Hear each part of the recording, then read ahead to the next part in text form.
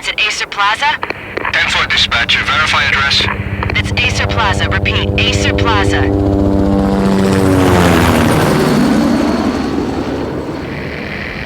Shots fired on the rooftop. An assault in progress at Acer Plaza. Repeat, an assault in progress.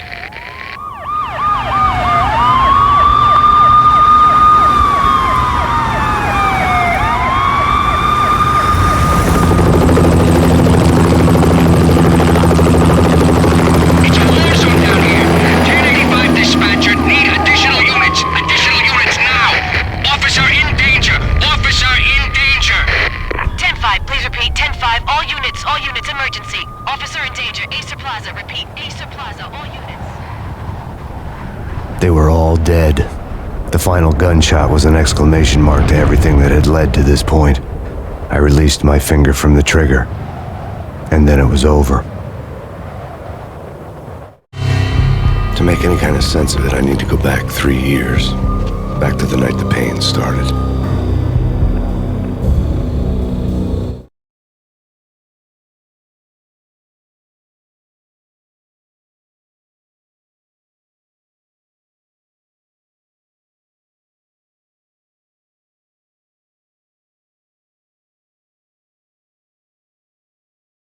I was still in the force back then. NYPD, Manhattan, Midtown North Precinct, Hell's Kitchen. So when are you coming to work for me, Detective Payne? He'd make me work undercover in some hellhole. Sorry, Alex. Michelle and the baby come first. See? My last smoke. It's bad for the baby. That's you, Max. A regular Boy Scout. See, Alex. Still on for poker Thursday night, right? Like taking candy from a baby.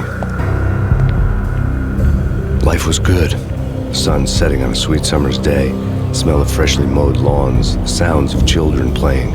A house across the river on the Jersey side. Beautiful wife and a baby girl. The American dream come true.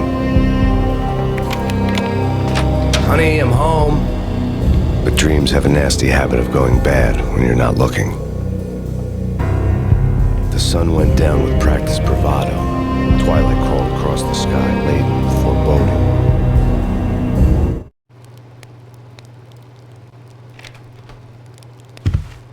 Michelle, honey, anybody home? I didn't like the way the show started. But they'd give me the best seat in the house, front row center. What the hell? Something ugly had been tattooed on the wall. A map of things to come. It was a poison syringe, a magic tag full of diabolical meanings.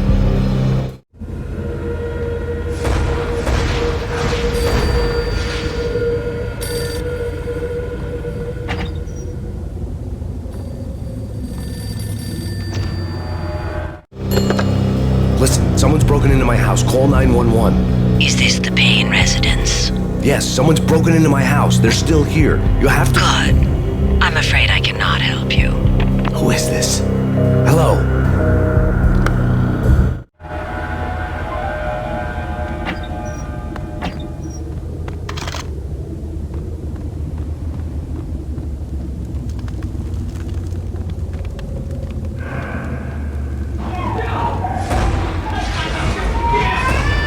Michelle!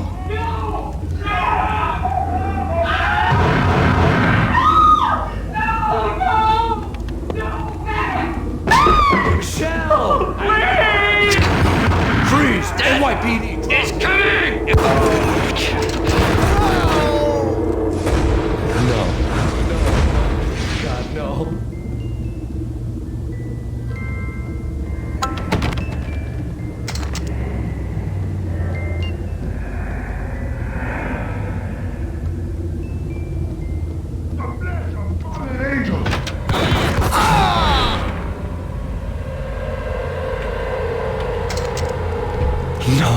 No, God, no, please, Michelle. Oh, baby.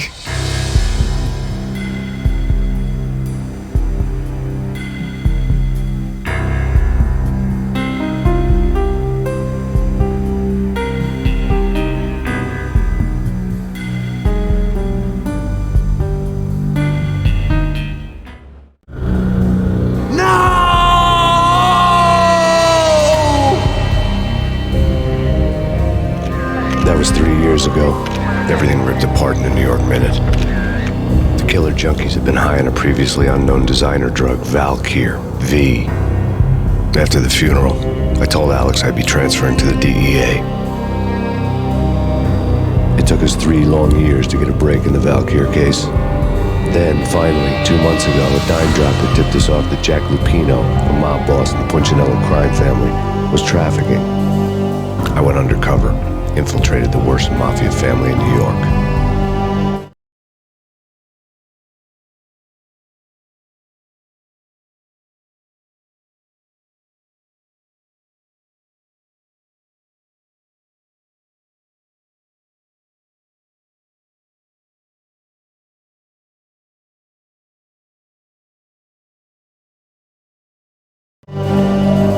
I came in from the cold and the dark.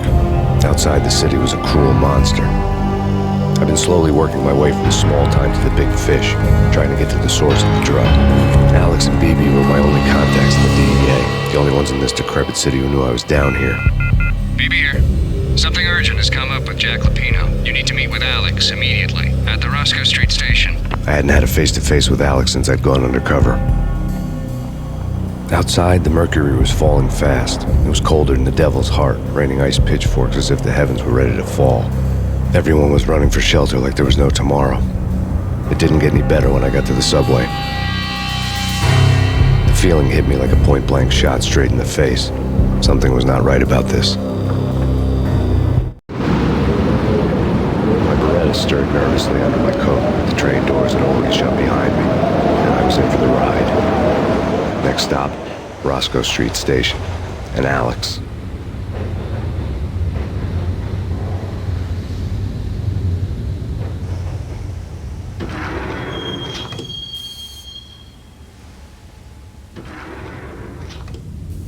The station was drenched in gloom. Alex was a ghost, nowhere to be seen.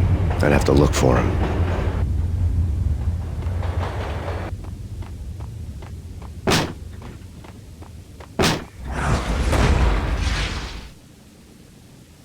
Death was in the air at Roscoe Street. I'd have to find Alex fast.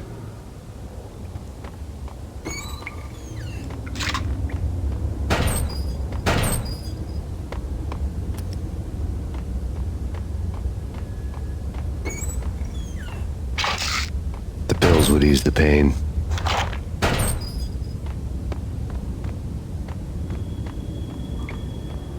Wasn't Jake supposed to take care of this? He and Mickey are having too much fun. Hey, you!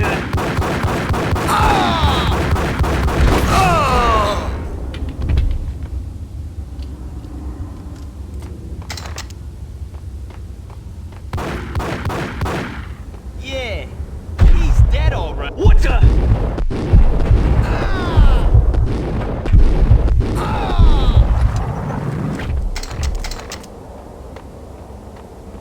Yo, guys, hey, we're getting around. You hear me? Oh!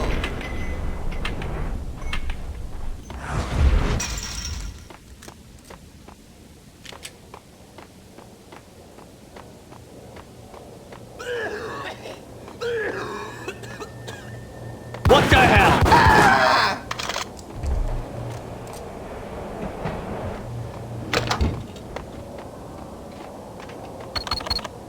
The security panel let out a mocking cackle. I'd need the right code. Right. Yo!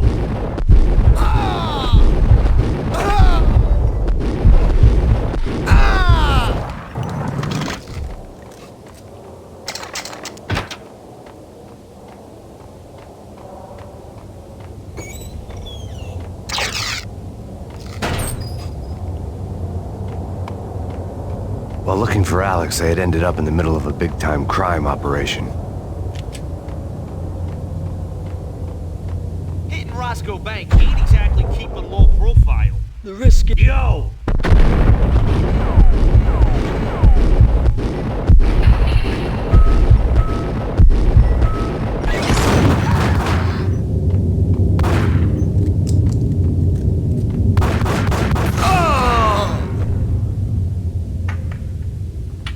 The gate was locked.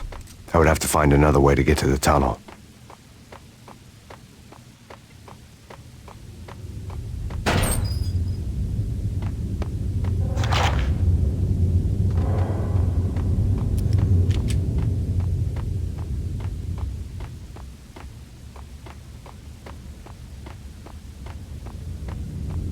kiss it goodbye. No, hey, who the hell?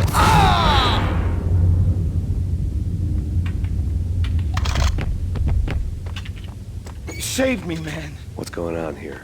A massacre. These armed thugs just appeared from nowhere. We need to get help. I can make the call from the control room 1 floor up. Can you take me there? Sure, sounds good. Follow me.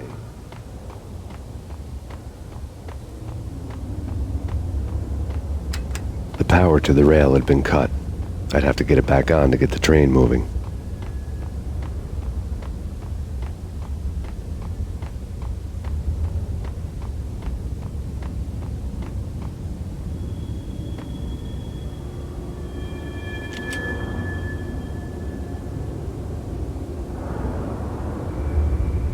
Home free. This way.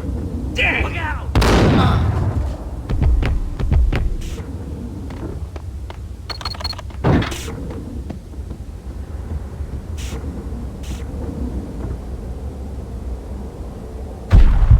Whack the sucker!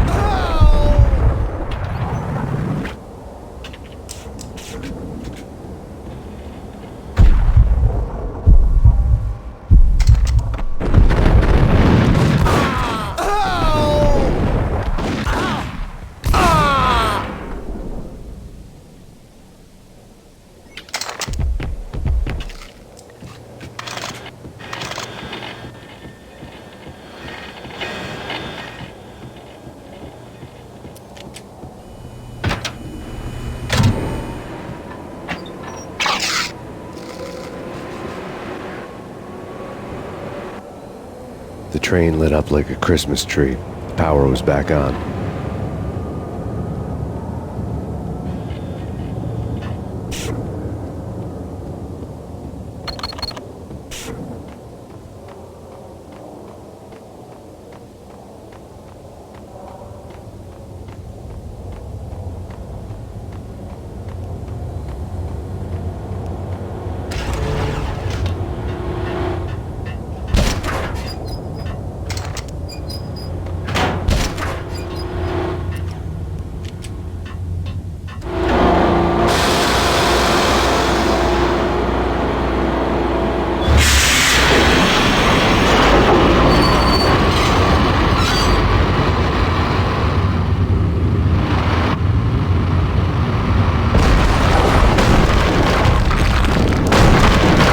So much for being subtle.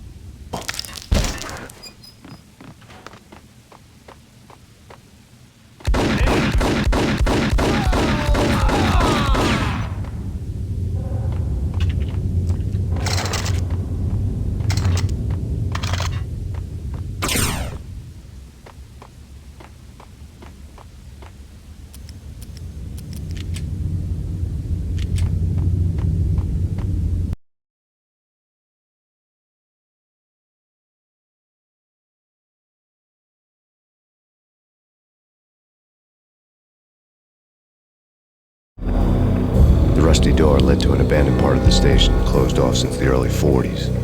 Something big was going down in Roscoe Street. Maybe that's why Alex had wanted to meet me here. Maybe not. One way or the other, I was gonna find out.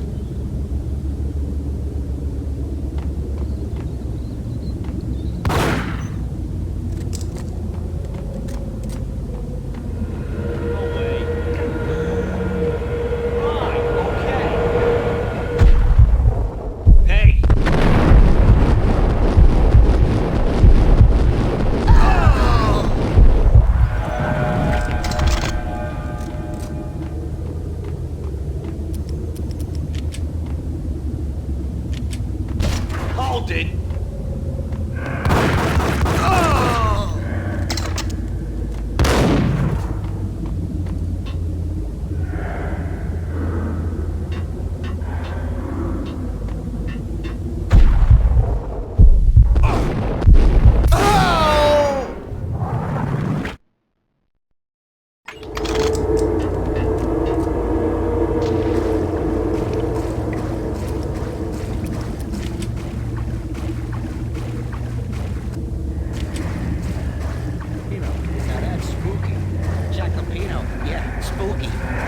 It's like the failure count is right.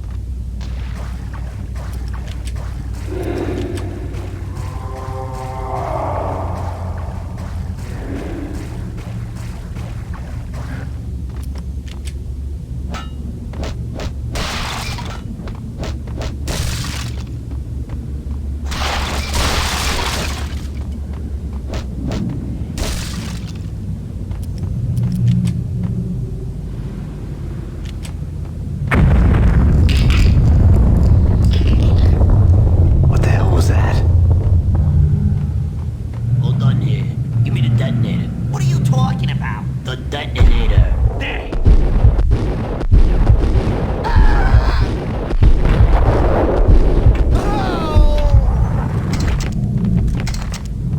The door had been welded shut ages ago and the bomb was missing a detonator.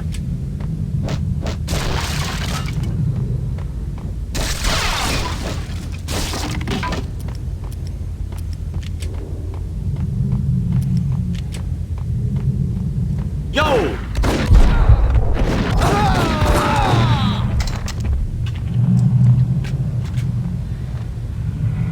Okay, fellas. The police are on their way. New York's fucking...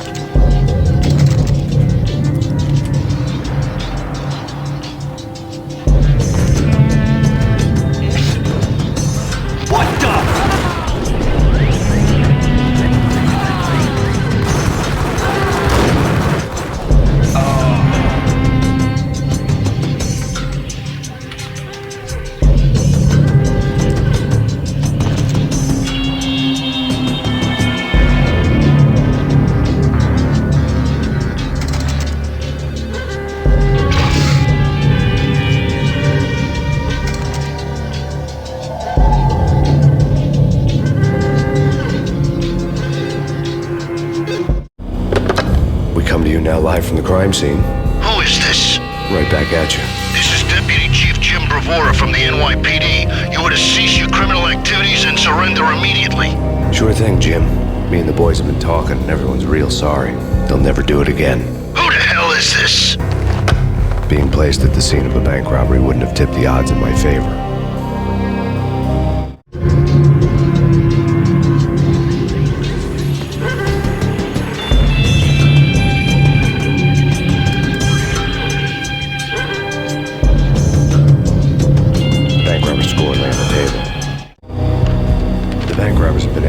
Corporation bonds. The Acer success story had recently been on every channel and on the cover of every magazine.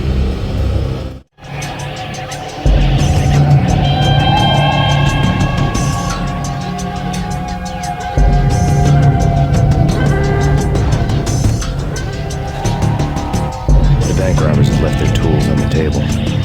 Judging by the detonators, the crooks had bought enough explosives to send Lady Liberty into orbit.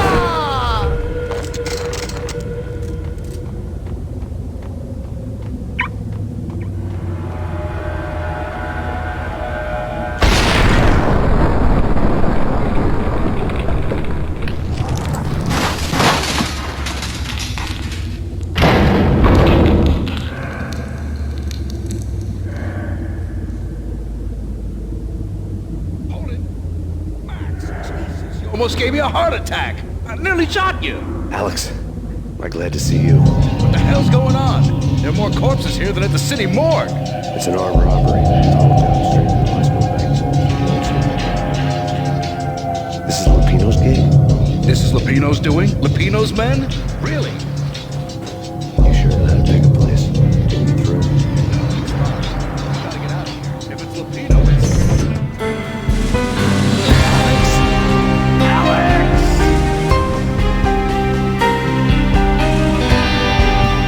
There was nothing I could do. He was dead. I could tell by the empty, accusing stare of his eyes.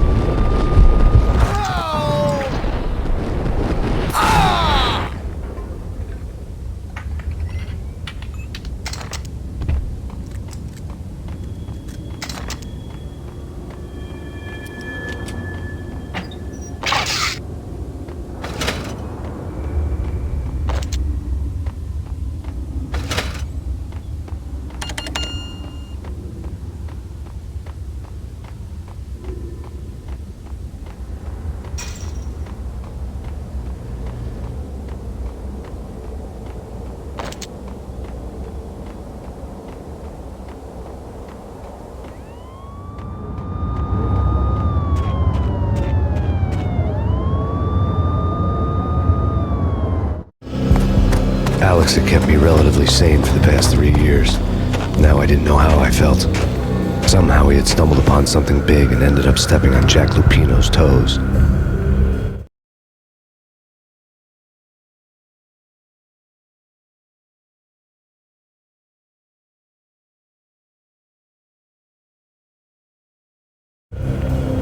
Lupino ran his racket of sex, drugs, and contract killings from a sleazy hotel and slum block of tenements.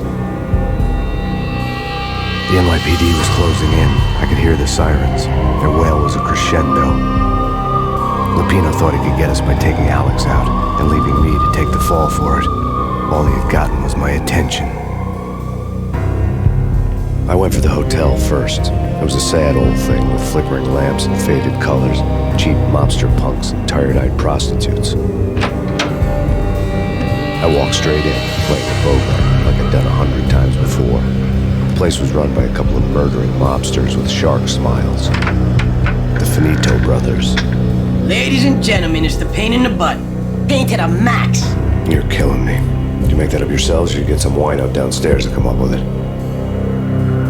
Don't answer that. A rhetorical question. I got something for the boss. Lupino around? That kind of depends on who's asking. A friend or a junk squad plan. Don't answer. It's one of them, how do you put it, rhetorical questions. Lupino ain't here, but he said bye. Lupino wasn't in his cheap hotel. Instead, I ran into the Finito brothers.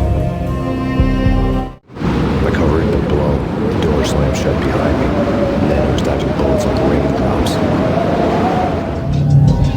In the butt. Ha-ha! Pain to the max. Junk squad plan. Gotta see the Marble City. Eat first and lying down. Figure it out.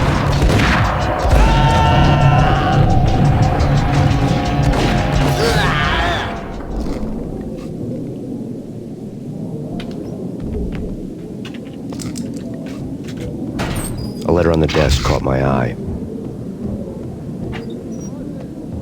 Everything all right? Bosses, Joey, Vigilio, you all right now? I had met Lupino only once. The gangster ran all his rackets through his right-hand man, Vinny Gagniti.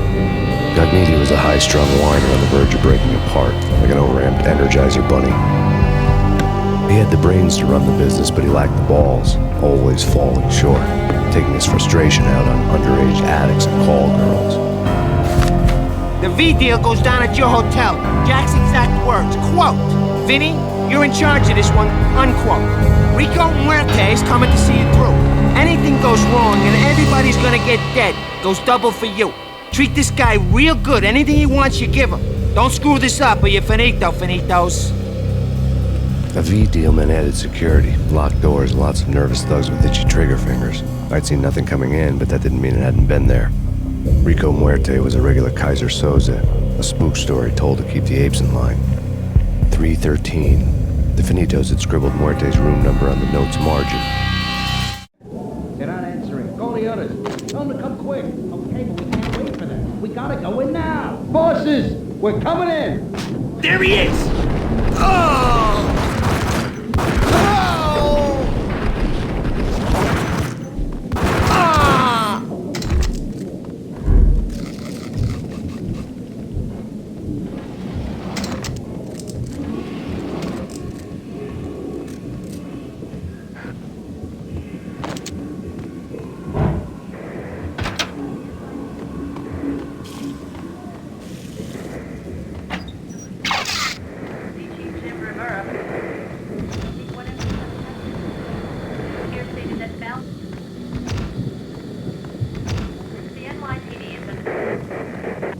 In his press conference today, the mayor stated that Valkyr represents a clear danger to New York and called for drastic actions to eliminate the problem.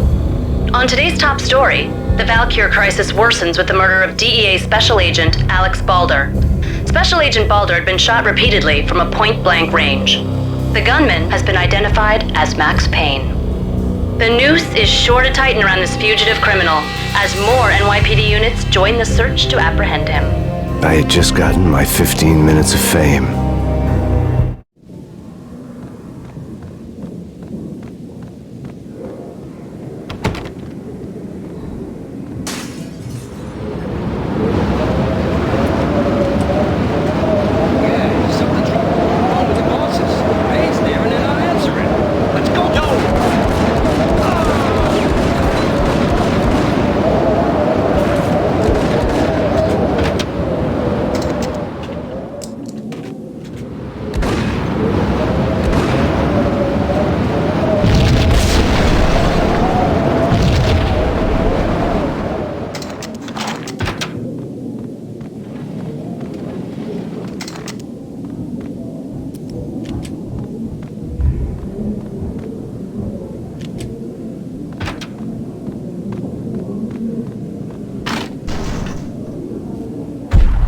Hold it!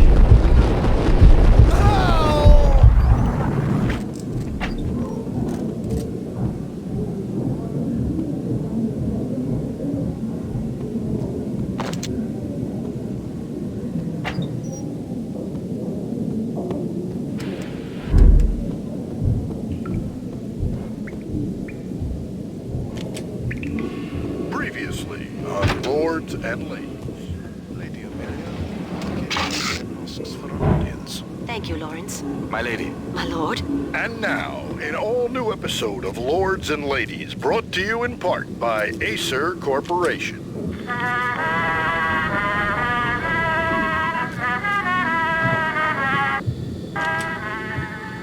My lady. My lord. My lady, there is a matter of great importance I must bring to your attention. My lord, there is? Indeed, my lady, there is indeed. From the very first moment we met, upon that distant forest, the sunlight and the autumn leaves blazing like the colors of your hair. Oh, my lord, you should not speak so. But my lady, I must. My lord, no. I forbid you. This cannot be. This cannot be. Why, my love? V-head junkies could go off without a warning. I had to be careful. Yes, my lord, we should both be dead, for this shame is too great for the living. My lord, I am your long-lost sister.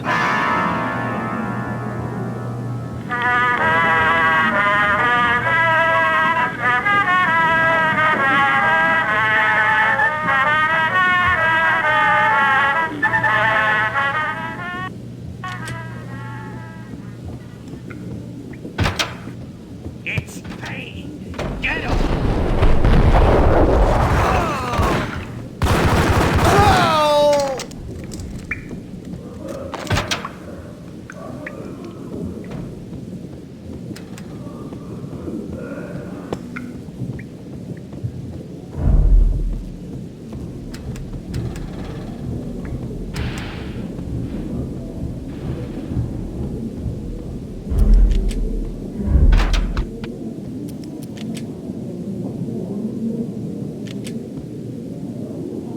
Piece of crap! Ooh, whack him!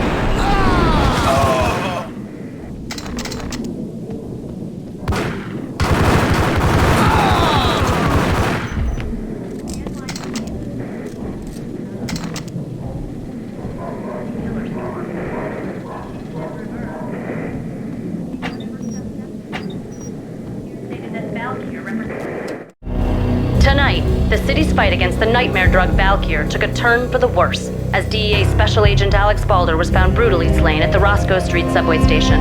A suspect was seen leaving the site only moments after the shots had been fired, and the NYPD is currently in pursuit of Max Payne, a repeated felon believed to be armed and extremely dangerous. And now the weather. The worst winter storm in recorded history continues to pound the city.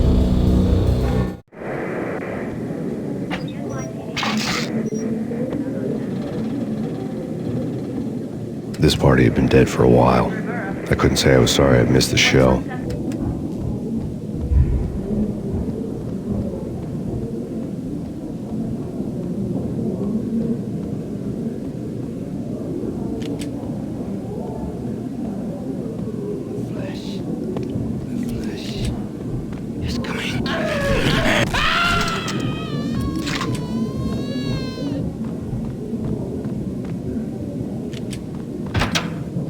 Ice him!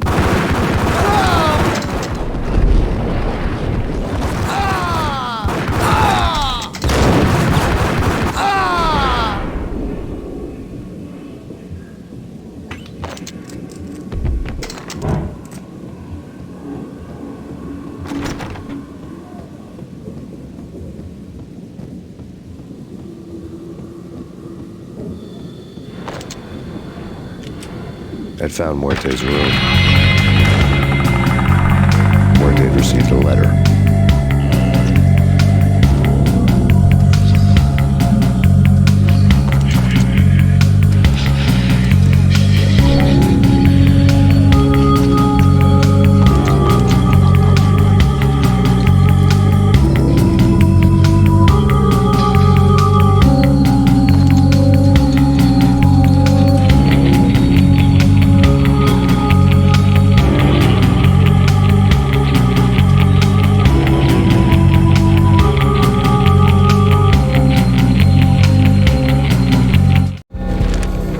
investigation had turned up nothing to link Angelo Punchinello, the head of the Punchinello family, to Valkyr. All tracks had ended with Jack Lupino. The letter in Muerte's room was signed by the Don himself. It was the first hint that the Kingpin knew what was brewing inside his syndicate. The trouble you got into after the Chicago screw. The Punchinello family bailed you out. You had been waiting for a chance to pay us back. One of our trusted boys has a monkey the size of King Kong on his back. And we need your special skills for backup on a major deal. Collecting evidence had gotten old a few hundred bullets back. I was already so far past the point of no return I couldn't even remember what it looked like when I had passed it.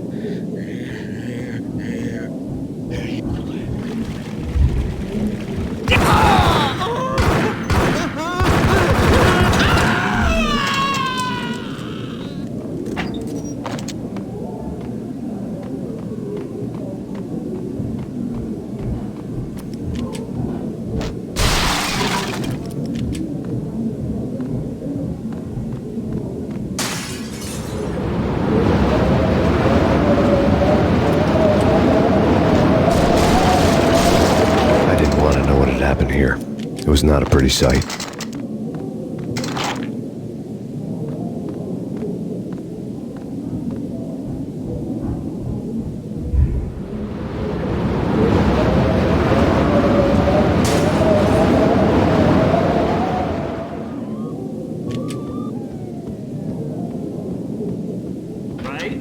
Right.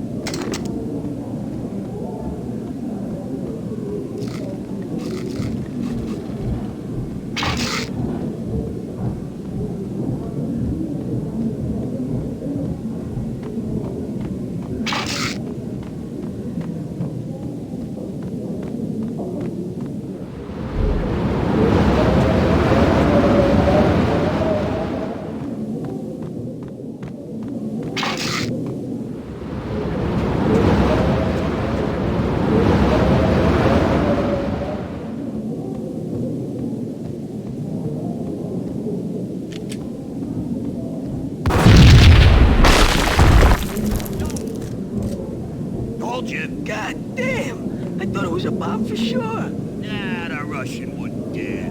This has been waiting to happen. I thought it was a bomb. What the hell?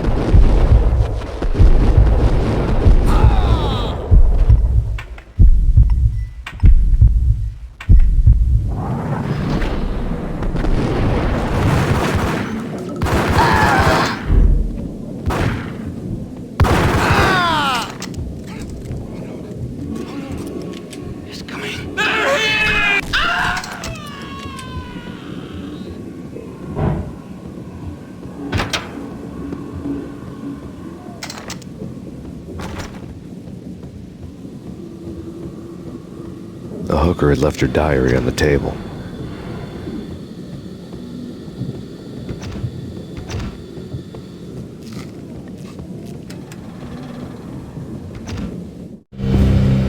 The diary belonged to a hooker named Candy Dawn.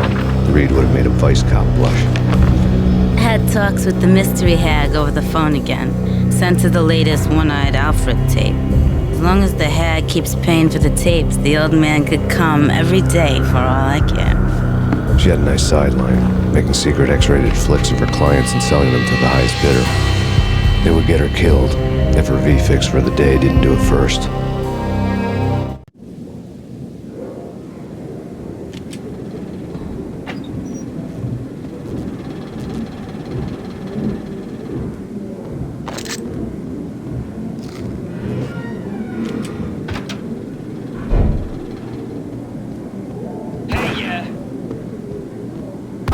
him.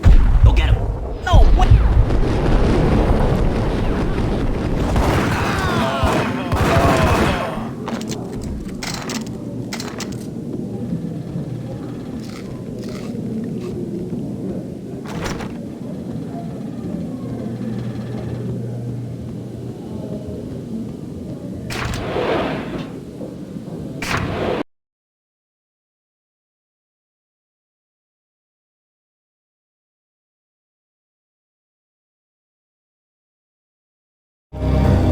The old service elevator rumbled down to the bowels of Jack Lupino's hotel.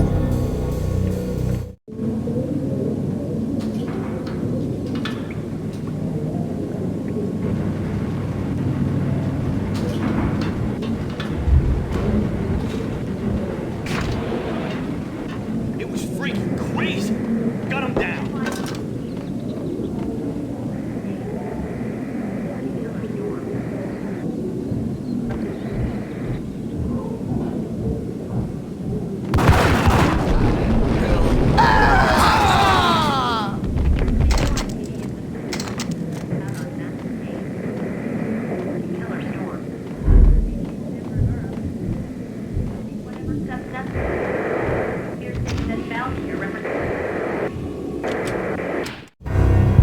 A winter storm warning is in effect in the whole tri-state area, as both freezing rain and heavy snowfall continue. Many roadways are already closed, and people are advised to stay indoors. The severe blizzard has ravaged New York for 3 days now, with no end in sight. We'd been snowed from the start in the Valkyr case. The forecast said there was plenty more where that had come from. But the snowbound city was on my side. Less chance of innocent bystanders getting caught in the crossfire.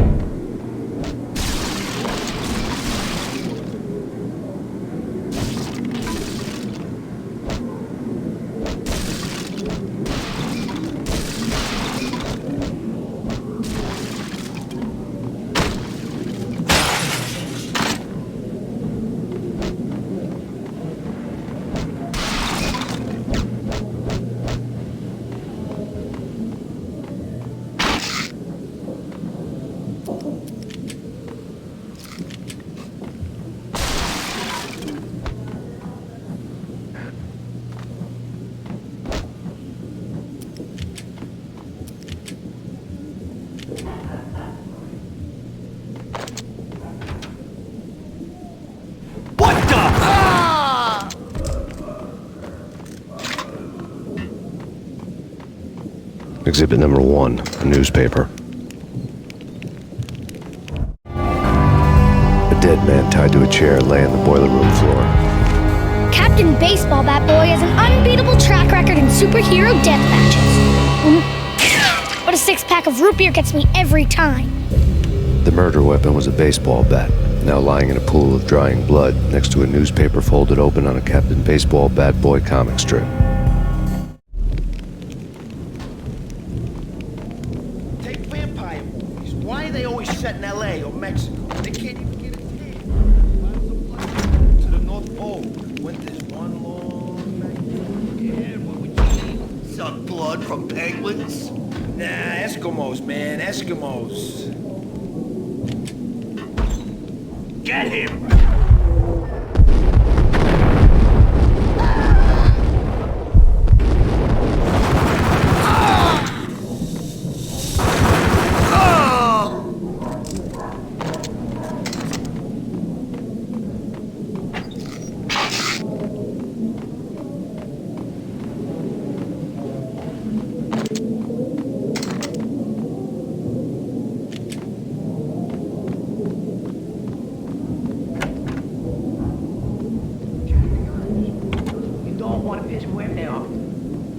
let's do business. Green for green. Cheers and green-eyed angels. Amen.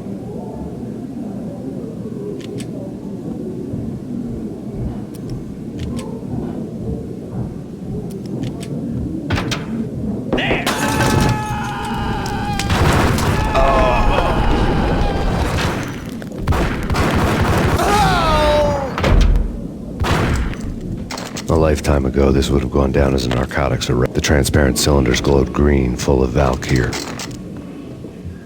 It was dirty money.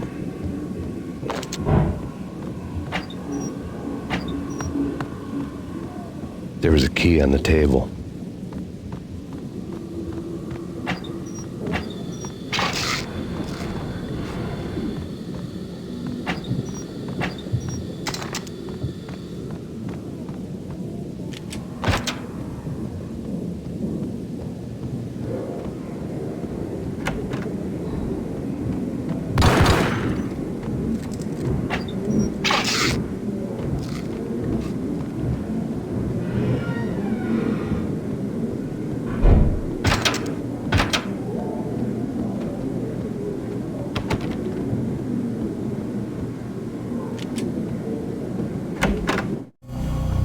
Two mad dog killers, ready to murder each other. They step into the next room, and I'm thinking, now they're gonna do it.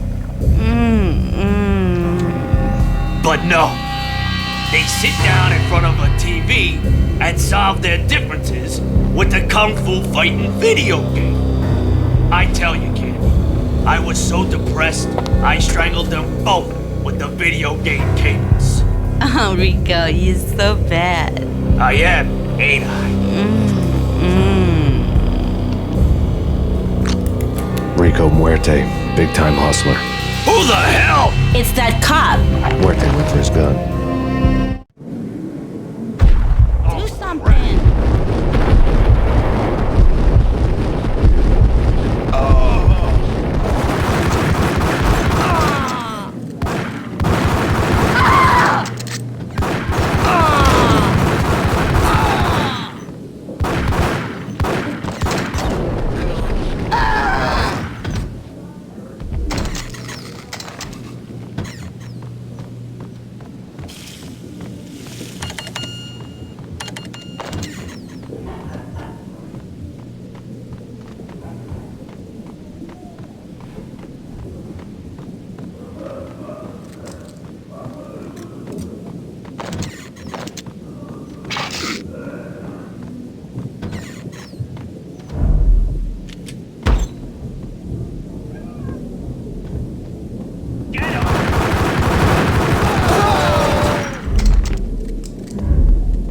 The antique switchboard was still in use.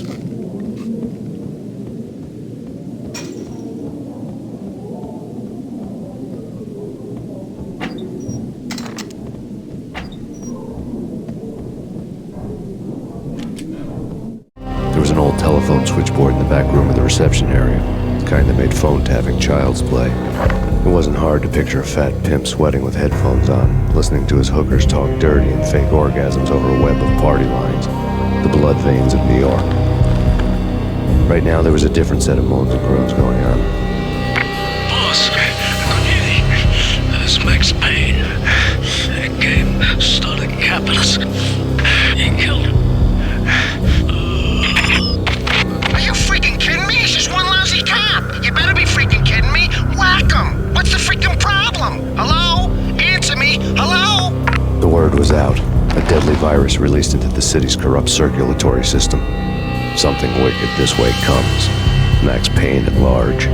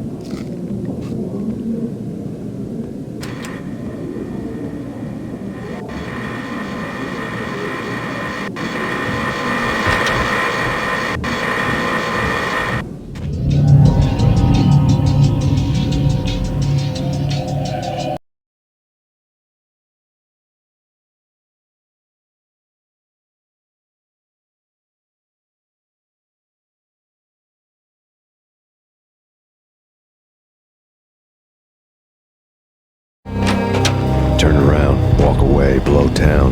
That would have been the smart thing to do. Guess I wasn't that smart. Lupino's tenement buildings were a seedy hangout for all kinds of sleaze. A liquor store, a pawn shop, a laundromat full of mobster bookies and loan sharks. The list went on. The how and why of it was a mystery to me, but they knew I was a cop. They knew I was coming, and they were going to get real trigger happy about it. I got to see Lupino's hangout all lit up. A bomb went off, turning snow into liquid gold. A pillar of fire lifted the remains of a car straight up into the air. The flames were highlighted on the hood of a black Mercedes-Benz as it coasted down the street real slow, as if the driver didn't have a worry in the world. I got a good look at the man riding shotgun. It was Vladimir, the head of the local Russian mob, the fly in Don Punchinello's soup. The ringing in my ears was the sound of a mob war being waged.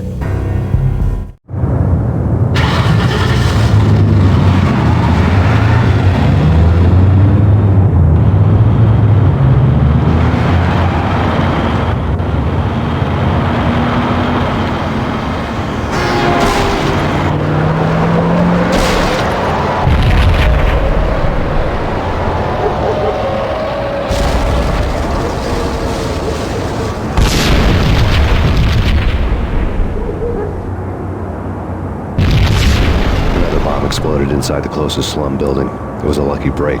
The goons inside were spooked, but luck always came with a price tag. More bombs could still be ticking inside, and the cops would already be on their way. Jack Lupino's suite was on the top floor. At least it used to be, before the explosive makeover. I don't know, man. I don't know about this. What the?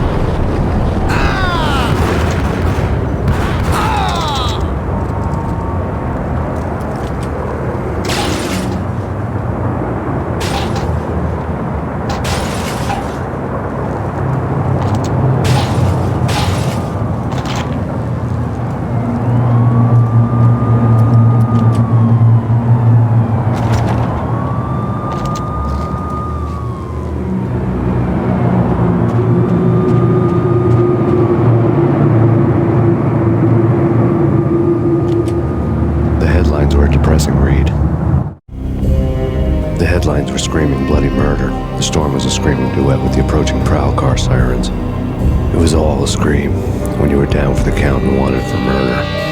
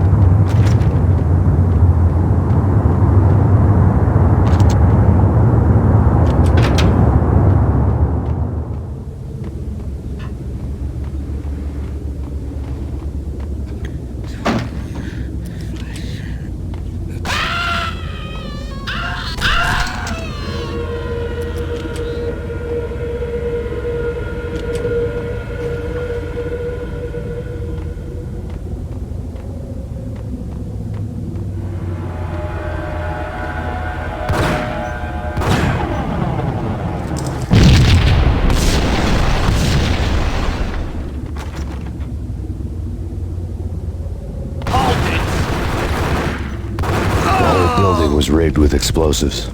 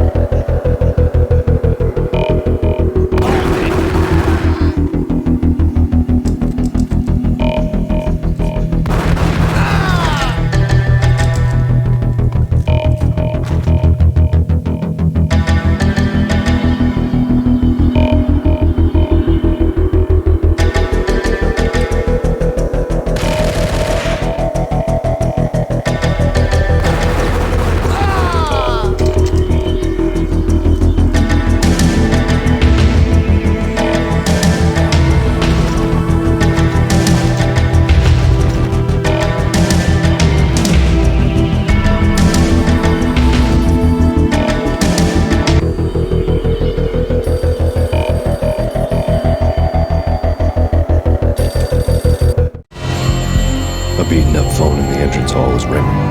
It could have been just a junkie in need of a fix, but it turned out to be something more sinister than that. Am I speaking to Mr. Payne? Who wants to know? My name is Alfred Woden. You must hurry. The police are on their way.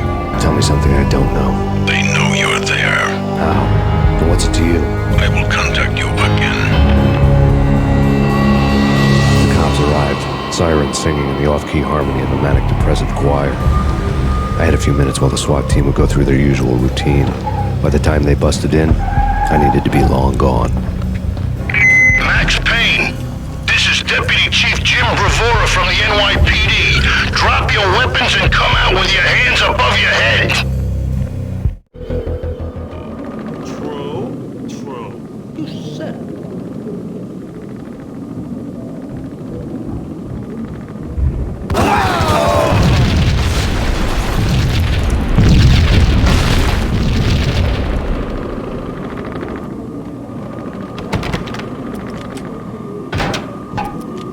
Someone had left a letter on the key on the shelf.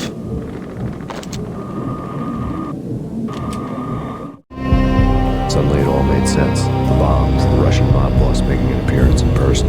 Gagniti was his usual self, all talk and no walk. After our hit, the Russian has only a couple of guns left, and they can be bought. There's no freaking way he has the guts to try anything after that. As it turned out, the Russian had plenty of guts. One thing you could count on, you push a man too far and sooner or later he'd start pushing back. Max Payne, this is Put your hands where I can see.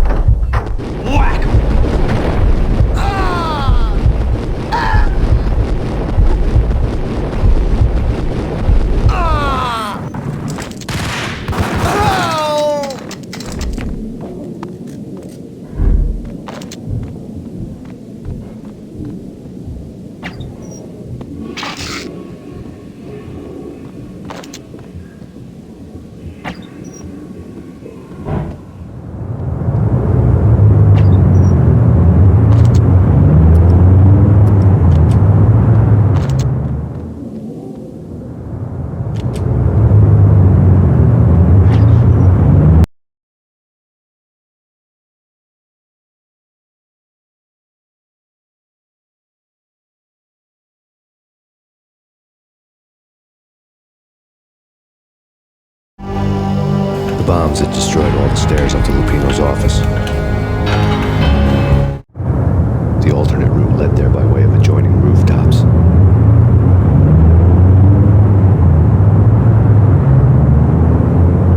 It's never been this cold. Forever. It's like the sky's falling. Yes, sir. It's the end of the world as we know it. And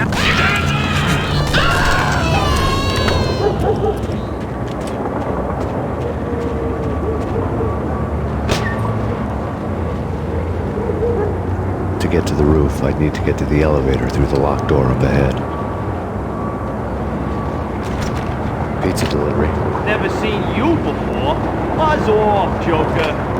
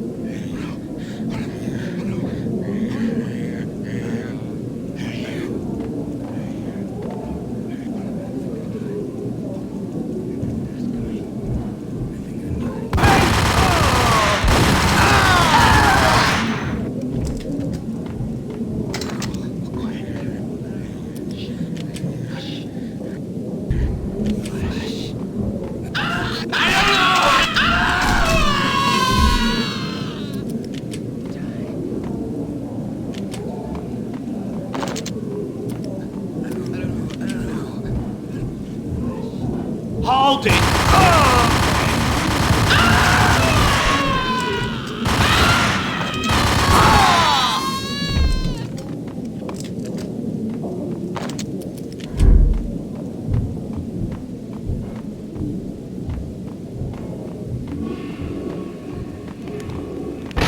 No, don't shoot. You know the clowns at the laundry? Me? No. You're no good to me then. What? No, the laundry, yeah. I know him, yeah. Get me in there. Okay.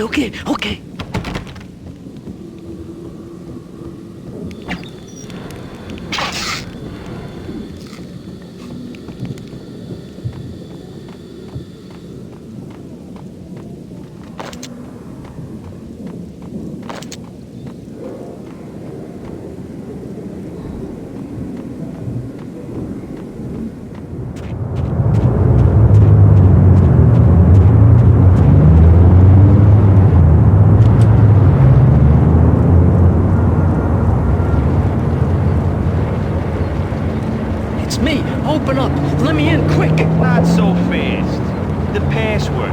John who?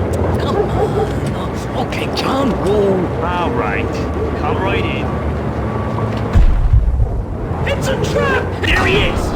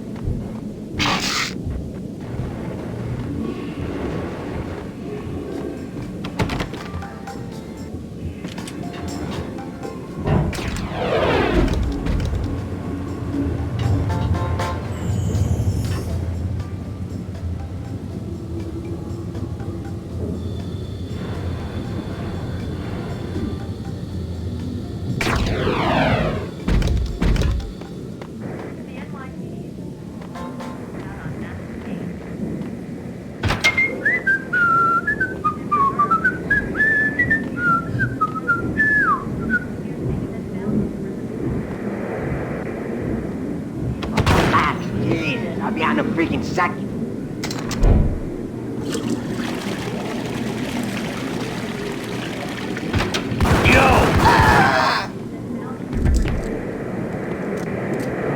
The NYPD has been out on Max Payne. New York City is in crisis tonight, with reports of Valkyr-related gang war in the streets of the Bronx. Apparently, Max Payne, wanted for questioning in connection with the slaying of a DEA special agent earlier tonight, is waging a one-man war against his former partners in crime. Among the listed casualties so far are notorious mafia members Joey and Virgilio Finito, as well as Rico Muerte, himself a fugitive from the law, and a suspect for several murders in the Chicago area. The NYPD has been placed on full alert. A citywide APB has been put out on Max Payne. Deputy Chief Jim Bravura has promised to take whatever steps necessary to bring him to justice. What those steps may be remains to be seen. For NYCNN TV News, this is Kira Silver.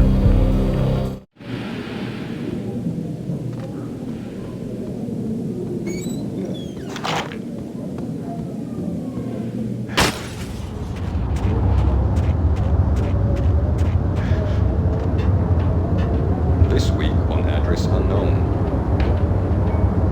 I don't want to go there. It's the last place I'd want to end up. Hey, yeah. That's where I always end up in. Oh!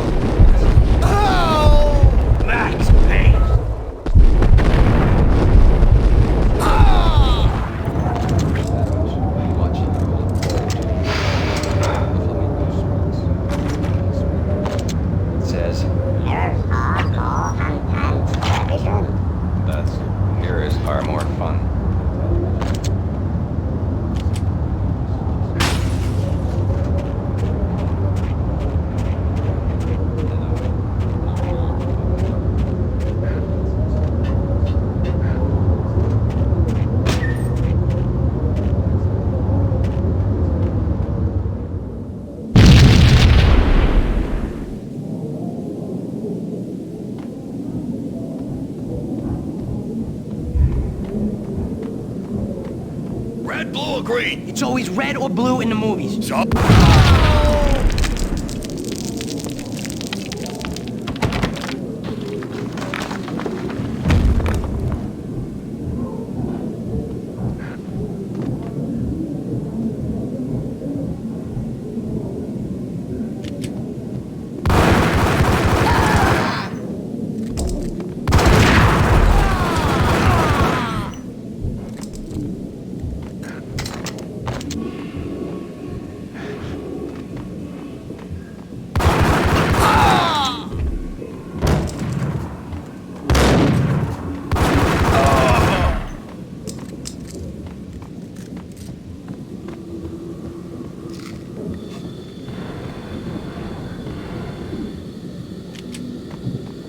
What the hell are you standing around here for? You're bombing us. What are you doing? You're doing nothing. What are you doing? This is war. Freaking war.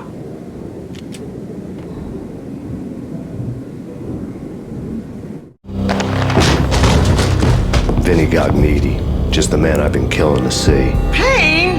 Freaking fed. I knew from day one there was something screwy about you. What do you think you're doing? You're a freaking cop. You ain't got squad on us. You can't just come in here waving your piece like it meant something. Yeah! Oh my God! Oh God, you shot me! Ah! You're dead, Payne! What the hell are you waiting for, you apes? Kill him! Kill him! With pleasure, boss. Gognitti bailed. I made like Chow Yun Fat.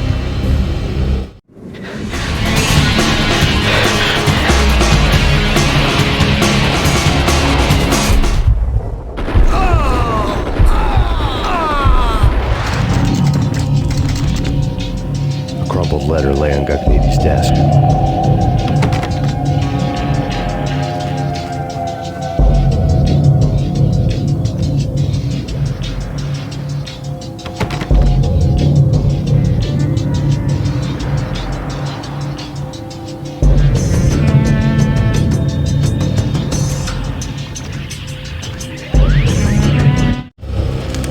The letter was addressed to Don Punchinello, but Vinny had never had the nerve to finish it. Jack's gone voodoo. Just the other night, he shot Dino because he wanted to see what his brains looked like splattered on the wall. He's a freaking mad dog. We're running out of men and business fast. Gognitti had been living in mortal fear of his boss. Jack Lupino was a psycho.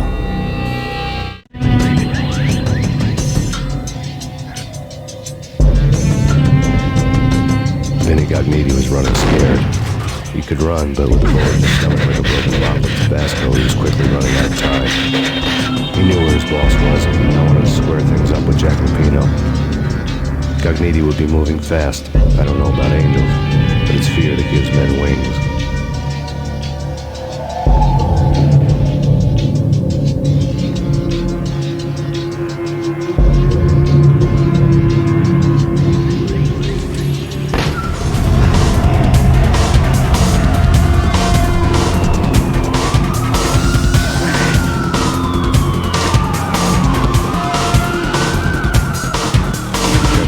To ride. To catch him, I'd have to follow his lead.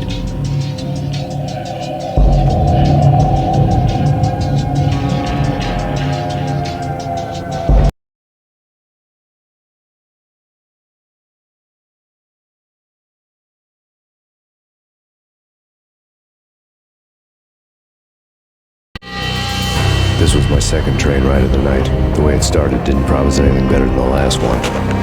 Freezing wind tearing at my face like sandpaper and razors, ice hard and slick under my hands and feet. And somewhere in the background, the wail of sirens, the city howling after me. New York sped by in fast forward. Dark rooftop water towers and a dead forest of antennas and chimneys, all a blur. When the train he was riding slowed down, Gognitti made his move.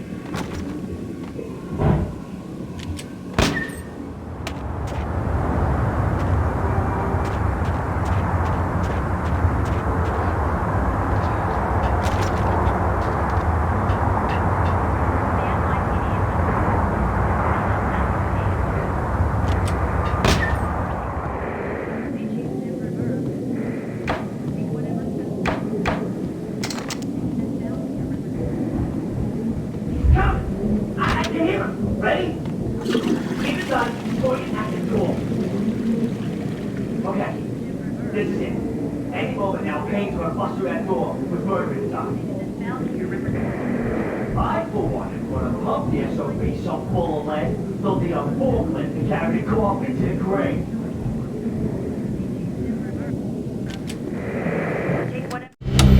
Max Payne has nowhere left to go. We are very close to capturing him. You'll get a full statement then. Right now, I've got better things to do, ma'am. That was Deputy Chief Jim Rivera from the NYPD with no further comment at this time.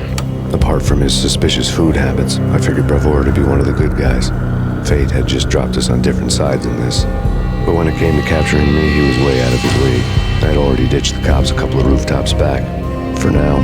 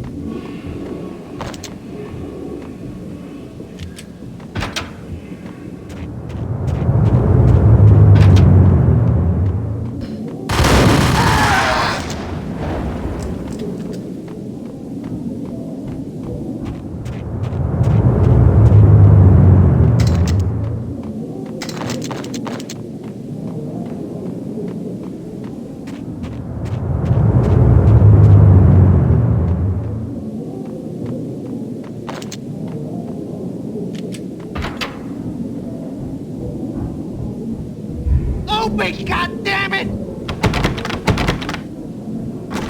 Payne! I'll kill you, you lousy freaking...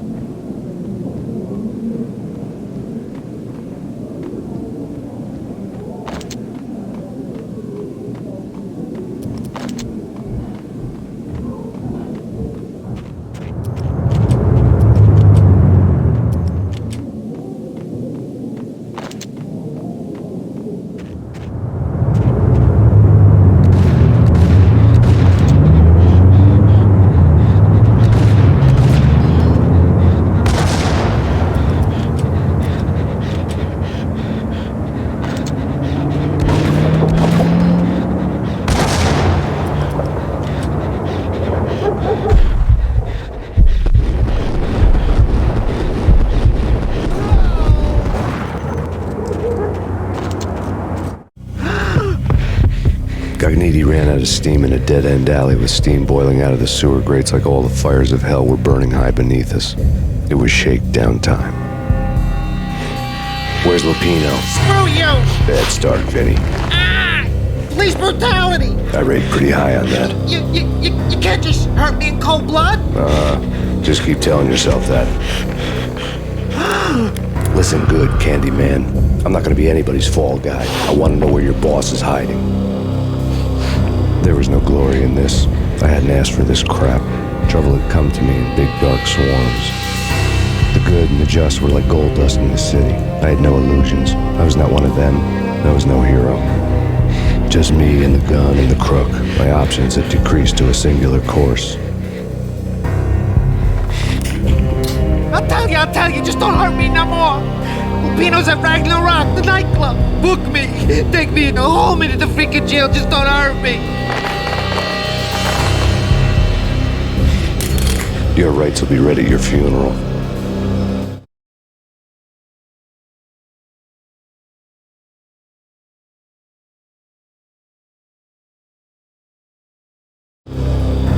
Ragnarok was Lupino's private nightclub, a den of drugs built into an old theater. I knew what waited inside.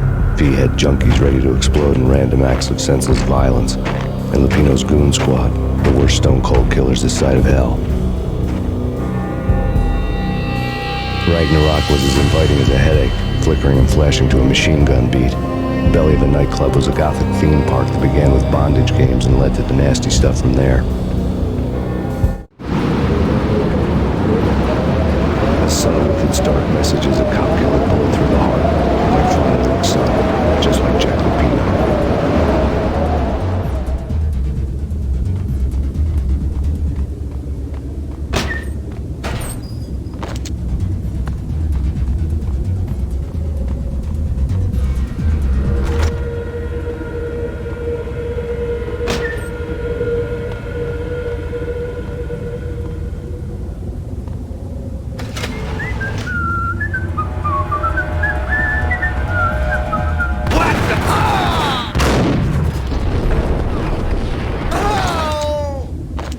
The book had never been a bestseller.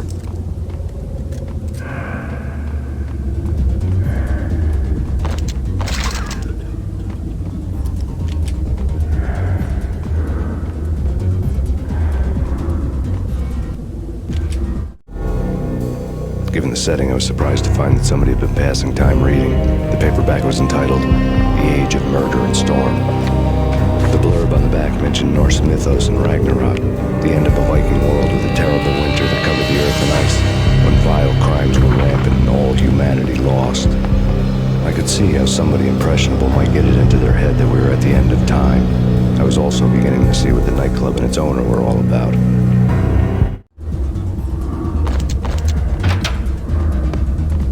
It's Payne!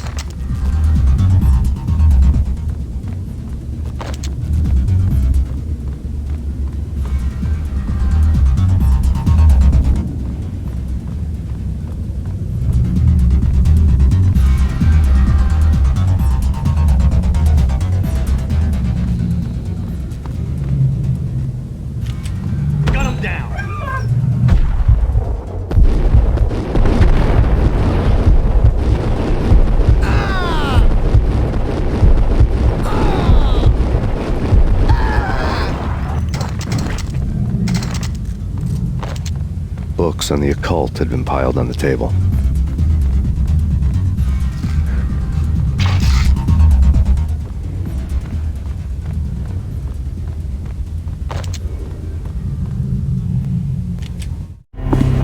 The room was stacked with light reading, such as Necronomicon, Witchcraft, and Paradise Lost. Old exotic titles like Malleus Maleficarum and De Umbrarum Reini Novum Portus. Books with pentagrams on their covers, all dealing with the occult and the infernal. lying between stacks of horror videos and a couple of Ouija boards. The only thing I could take seriously was the thought of Lupino taking it seriously. He had been spending a lot of time getting intimate with the guy downstairs.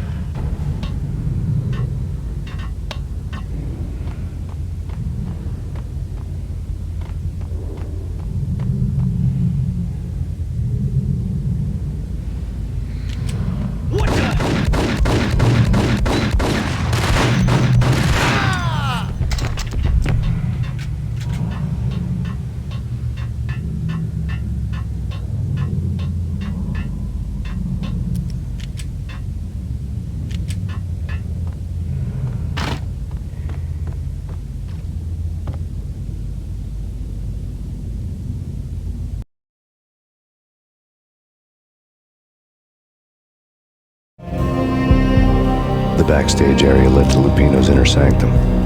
The hot air inside was like an invisible wall, thick with incense and something else, a sickly sweet smell that made you gag. This was the rotten core of the Big Apple. Lupino lurked somewhere ahead, like a spider at the center of his web, waiting. The vapors in the air started to make my head swim. Torn pieces of a letter lay scattered on the sofa.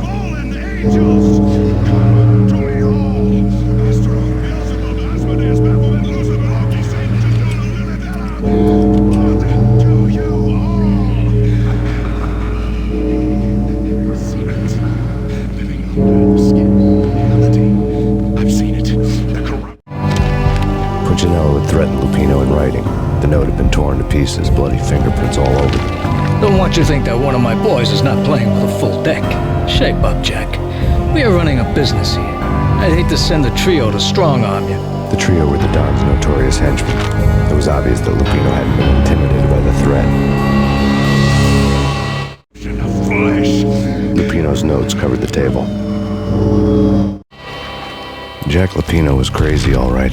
The table was scattered with notes of demented arcane nonsense written in rusty blood. A mishmash list of demons, devils, and dark gods evoked. Beelzebub, Asmodeus, Baphomet, Lucifer, Loki, Cthulhu, Lilith, Hela, blood given to you all. He was after that old Faustian deal, your soul for power and fortune. Just sign on the dotted line with your blood. Lupino's notebook lay on the pedestal. Jack Lupino was crazy, all right. Mythic wolves, let loose to devour the sun and the moon. Lupino is the wolf. I'm Mr. Beast, the big bad Fenris wolf. I'm the end of the world man, wearing the flesh of fallen angels. After Y2K, the end of the world had become a cliché. But who was I to talk? A brooding underdog avenger alone against an empire of evil, out to right a grave injustice. Everything was subjective. There were only personal apocalypses. Nothing is a cliché when it's happening to you. It's close. It's coming. You will have come. To the end of time. It's now. Rise to her side. I don't need the words.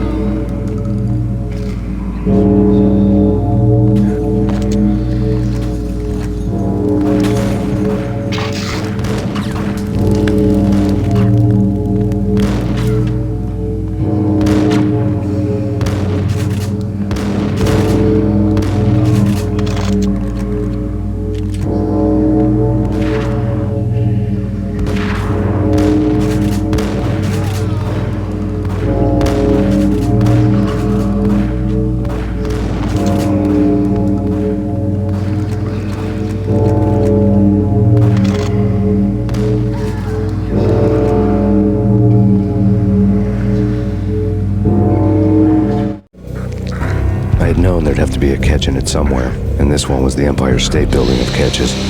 Lupino was pumped up and dying to go 15 rounds with a mutant alligator.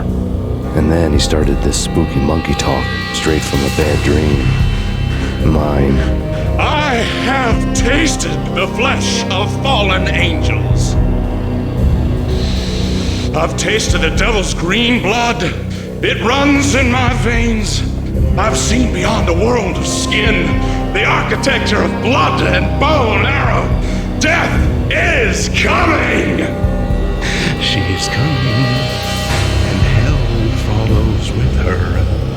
This is the twilight winter. I am ready to be her son. Her time is now, and all who stand in her way must die!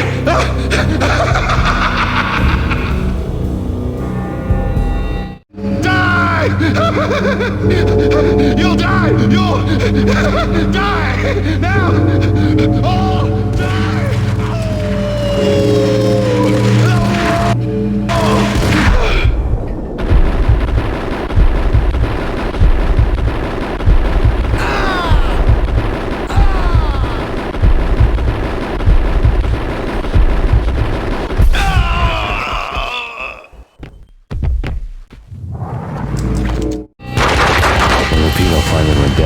I wanted to make real sure he'd stay that way. V was a bad monster. Turned them into friggin' zombie demons from outer space. I think he's dead already. Huh?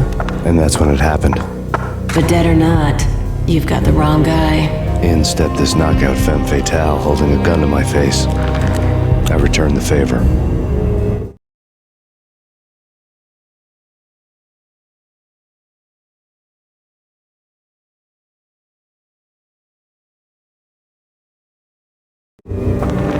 Lisa Punchinello was the Don's wife. Mona Sachs, Lisa's evil twin. Your safety's off, evil twin.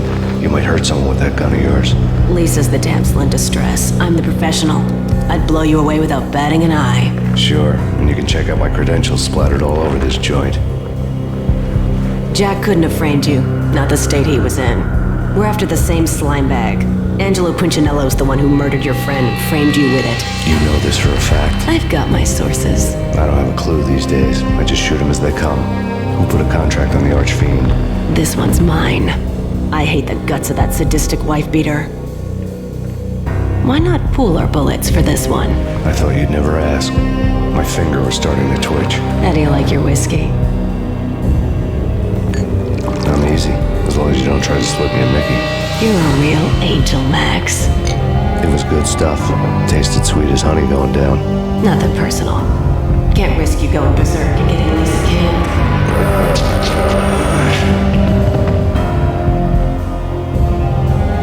The nightmare was always the same. Violent shapes moving in darkness, old and ugly. The killer's mad laughter was a rhythm filled with wicked innuendo.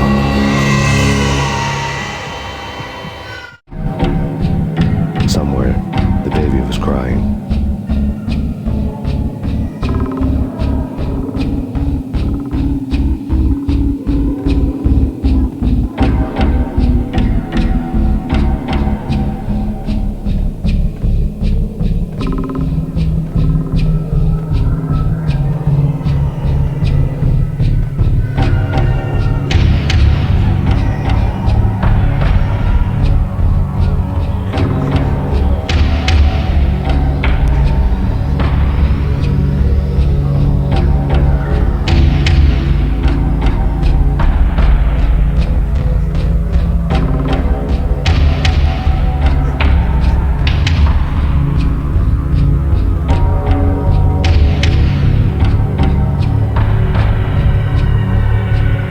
Should've known it when we found you snoring next to Lupino's corpse. A comedian, huh? The pictures were filled with good old times. Alex and I had a few moments of glory between us. Crime-fighting comrades, the best in NYPD DEA collaborative team. Good-hearted macho bullshit like that. I would have given anything to have him here as my backup. No such luck. No luck at all. Michelle looked at me from the photo. The Payne family, happiness captured in a Polaroid moment. I had thought it would last forever, till death do us part. I didn't want to think about it. As long as I didn't, it could never happen. But I had broken my own rule. The thought had already slipped in. Fear was rusty needles poking at my brain. Cold and scaly, it slithered down my chest.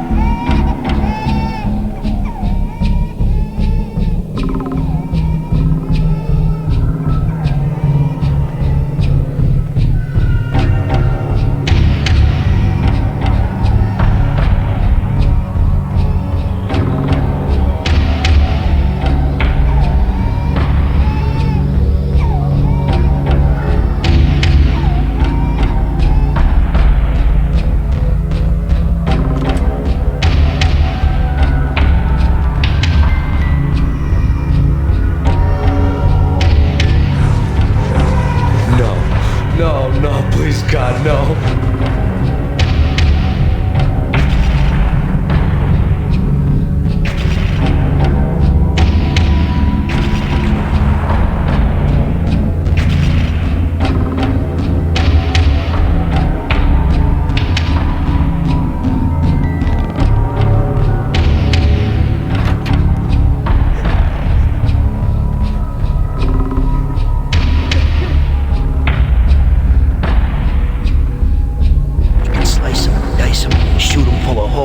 Blow them to bits, vaporize them, disintegrate them. No matter what you do, they'll still be back, good as new.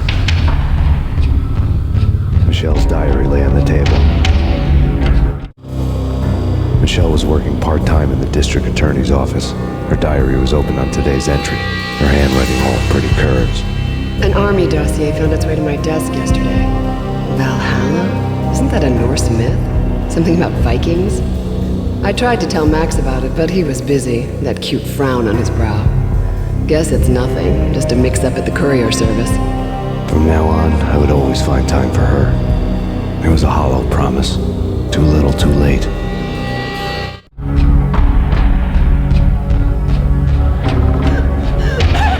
No, please, Max!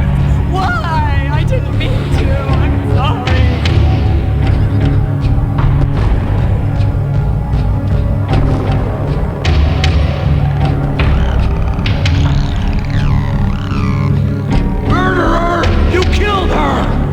Nothing like that ever happens in the real world.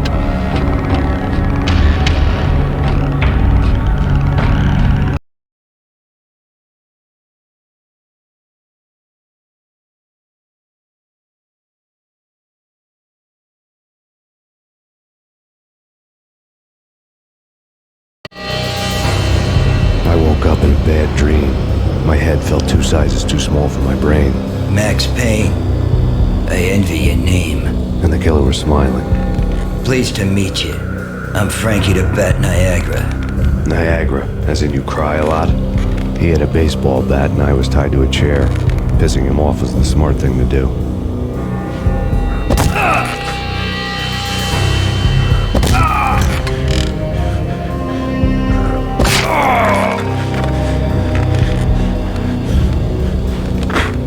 Nothing wrong with a little laugh now and then. Take me, for example. I love to watch cartoons. Cartoon violence is a fascinating thing. Let's take a break. I need to take a leak and maybe grab a cold one at the bar. Don't worry. I'll be back to finish this off. And then, it's checkout time. You play, you pay, you bastard. He swaggered out, and the door clanged shut behind him, locks clicking into place. Everyone makes mistakes. Mine hadn't been to crack jokes about the goon with the bat. He'd have cracked my skull regardless. It hadn't even been to trust a girl with a gun. I had blindly gone after the first bad guy on my hit list when I should have been aiming further up the ladder, at the head of the Punchinello family. I couldn't bring myself to be pissed at Mona. Guess I had a soft spot for a pretty face.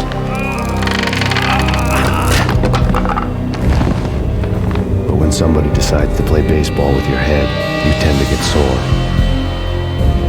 They had dragged me back to the basement of Lupino's hotel. I was beaten, bruised, and blue. I felt like the chair I had broken to get free.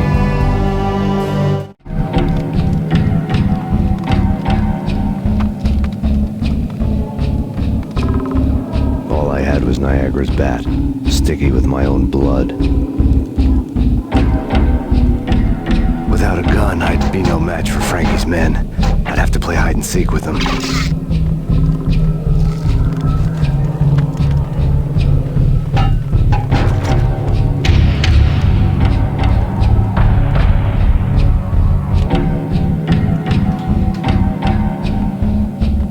Frankie's. What the hell?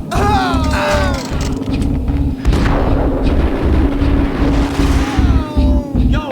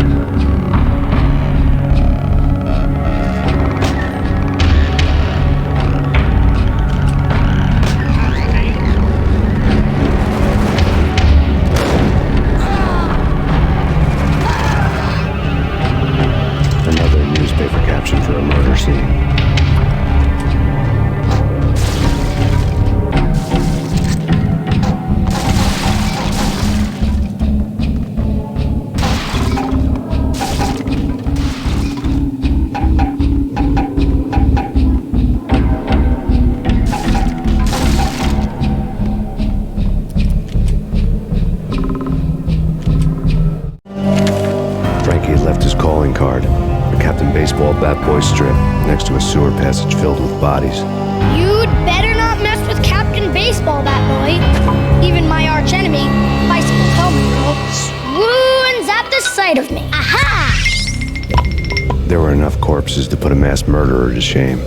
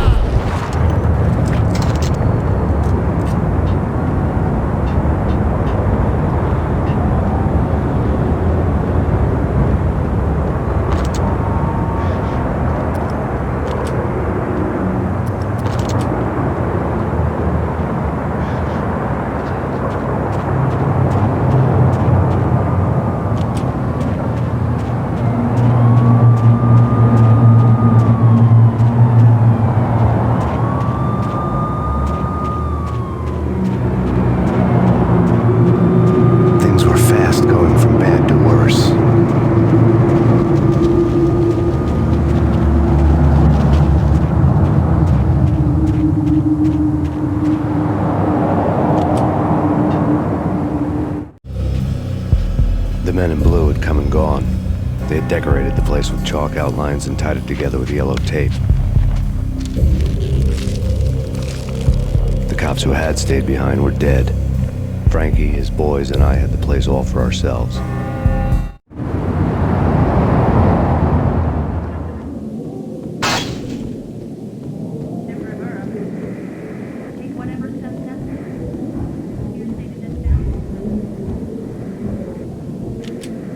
Forget about it. Just forget about it. Hey, just forget about it. That crazy witch, you should have heard her. She was a real scream when the boys caught her trying to cap the Don. Oh, that's friggin' bad. To the trio? That's even worse than what Frankie's doing to that poor bastard downstairs. She's gonna take a long time to die. The mobster muscle on the phone was talking about Mona. Punchinello's trio were nothing but bad news.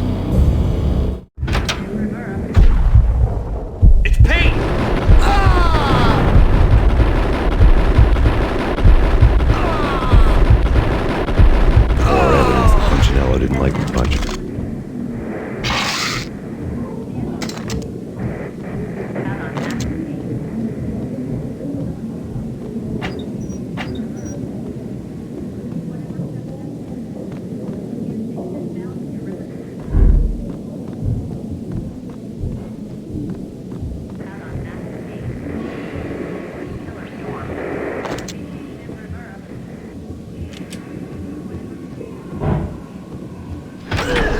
What the?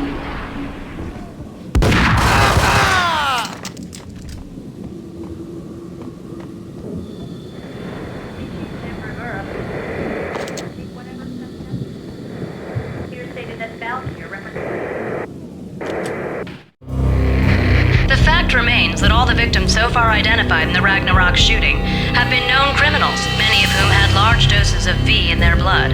Reliable sources say that Max Payne was also among those killed, although no body has been recovered at this time. Reliable sources. That meant somebody thought the Mafia had me and didn't want the cops snooping around anymore. The body would be delivered to them barely recognizable. Case closed. Don Punchinello had the power to be that reliable source, which was no news. But his news was old news. Framing me hadn't been enough. Don Punchinello had put a hit on me. He wanted me dead. It had been important enough for him to give written instructions to Frankie about it. Max Payne should die like a dog for the trouble he's caused. Frankie, I know I can trust you to give this matter the dedication it needs.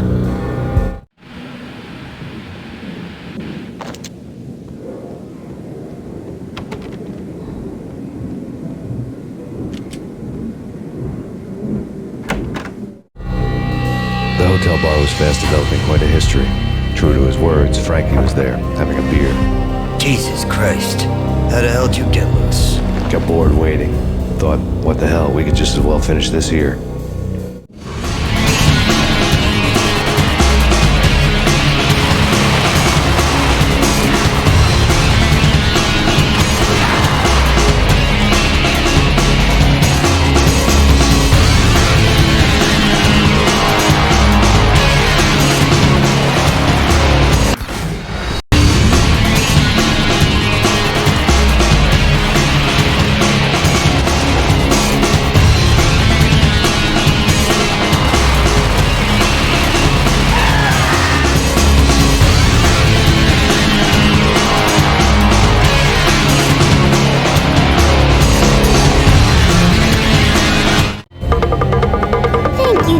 You've been a lovely audience.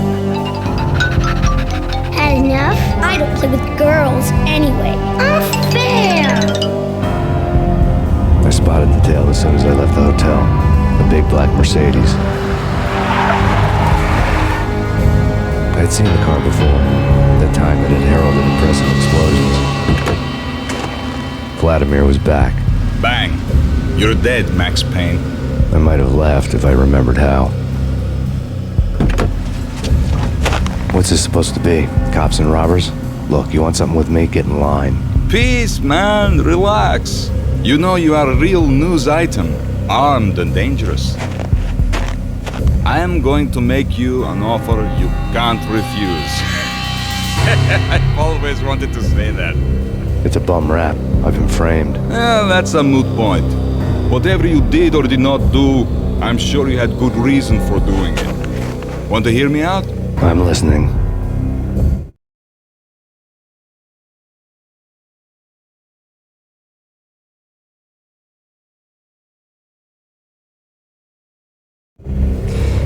Punchinello messing with V is bad for business all around.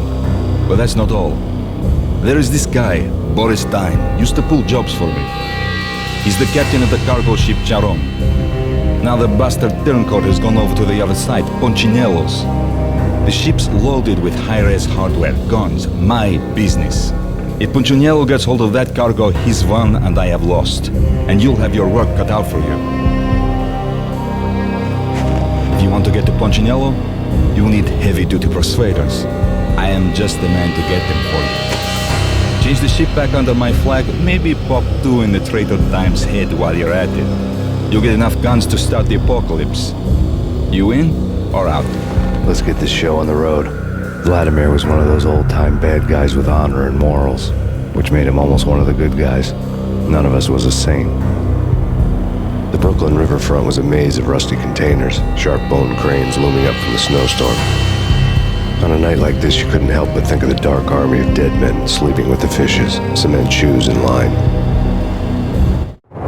No Minotaur lurked in this labyrinth, but somewhere out there, on the clanking deck of his cargo freighter, the skipper of the K-Ron was waiting, like the ferryman of the river Styx. Hey,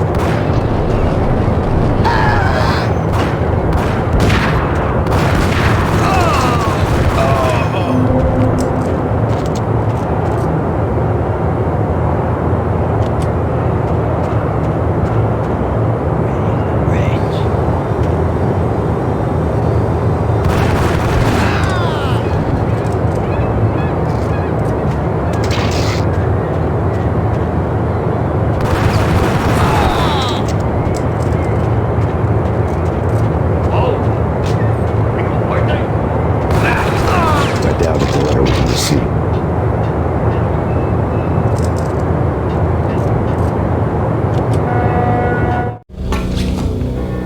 Rico Muerte had come to town to do more than just sort out family troubles. Exhibits number 1, 2, and 3. Briefcase of money, a sniper rifle, and an envelope with one word neatly printed on a folded piece of expensive paper. Mayor. It didn't sound like a mafia contract at all. It was too cold and too to the point.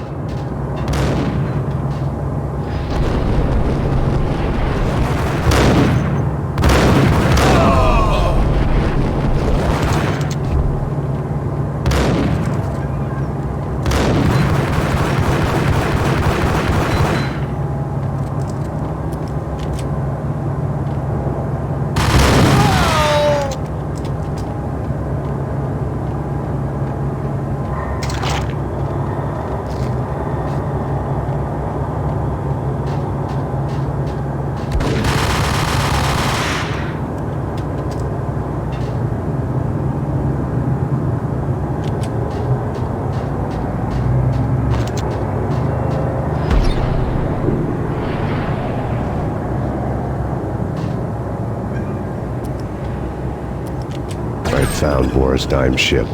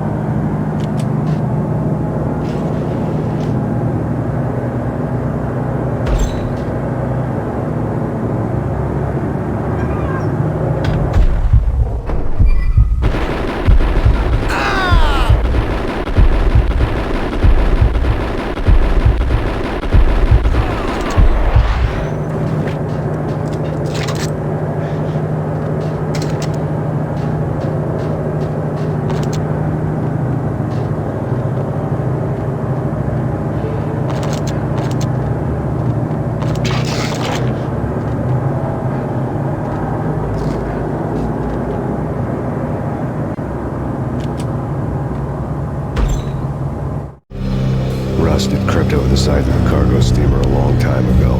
Boris Dime would be on board. I'd have to smoke half of his crew to even get near the gangplank. Guns were probably being kept in the hold, buried amidst the rats and oily water.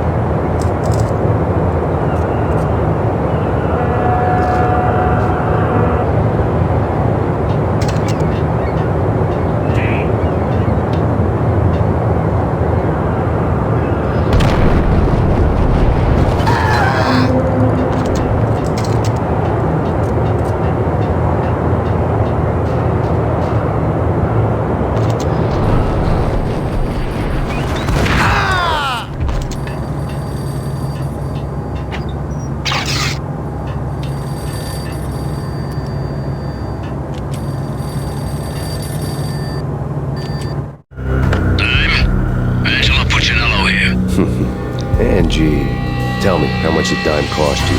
I bet it was more than his name. Max Payne. Right the first time. You're dead, punk. You sure you're not confusing me with Boris here?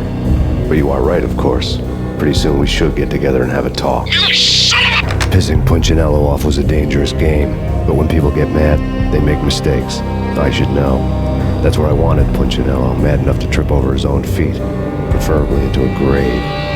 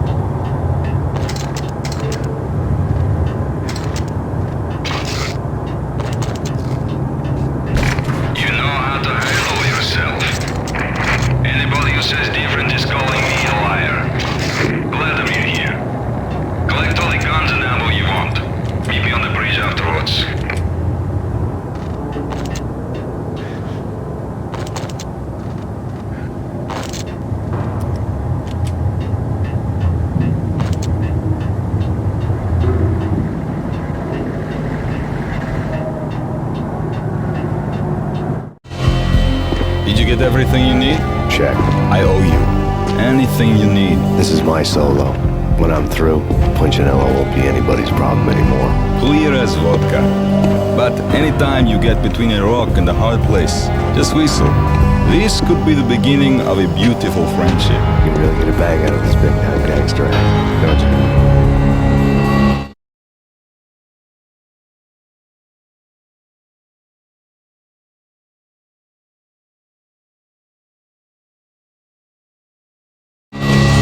Even with all this firepower, I figured I couldn't get to Punchinello at his manor. I could only hope that he wouldn't pass a chance to hear me beg to see he's won. This is Max Payne. I want to cut a deal.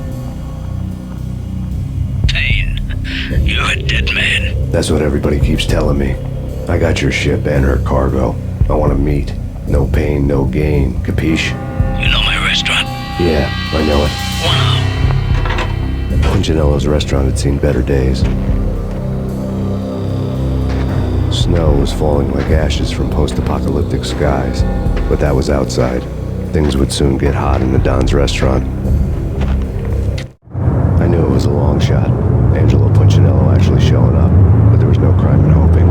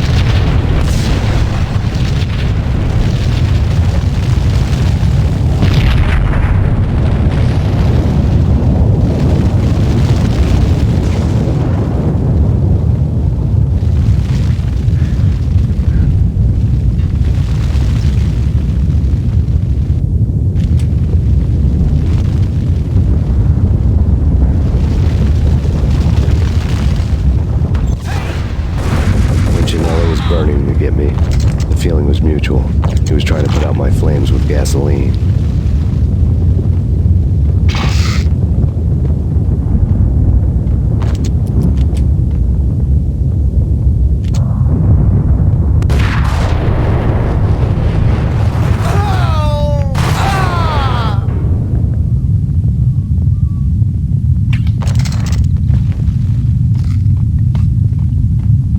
Mobsters have been guarding a real treasure, the way out of this disco inferno.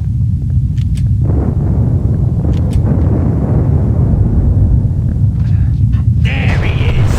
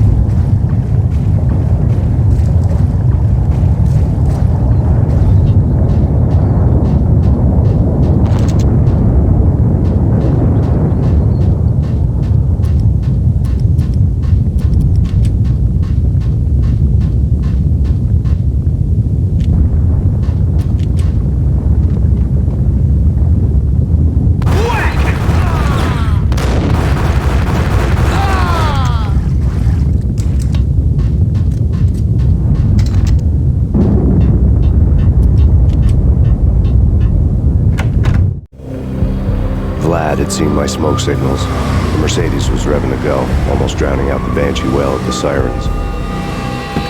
You coming? We'll drop you off at the Punchinello Manor. Sounds good to me. When this is over, look me up. I could use a professional like you. I'll keep that in mind.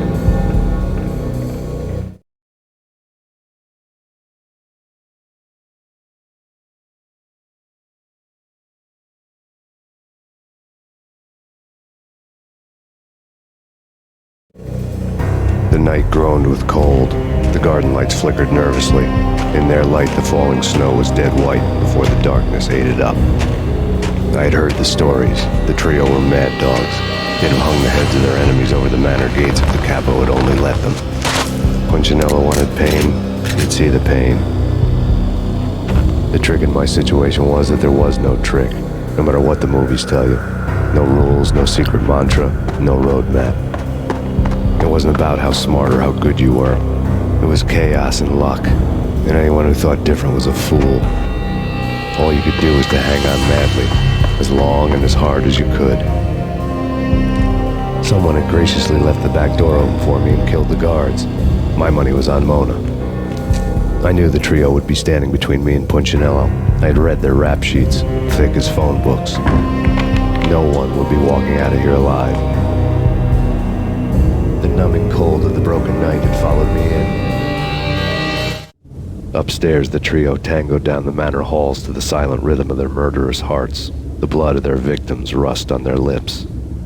Vince Mugnano, Pilot Providence, a.k.a. Big Brother, and Joe Deadpan Salem. The pistol was a frozen lump in my hand, piercing the skin, gnawing me to the bone.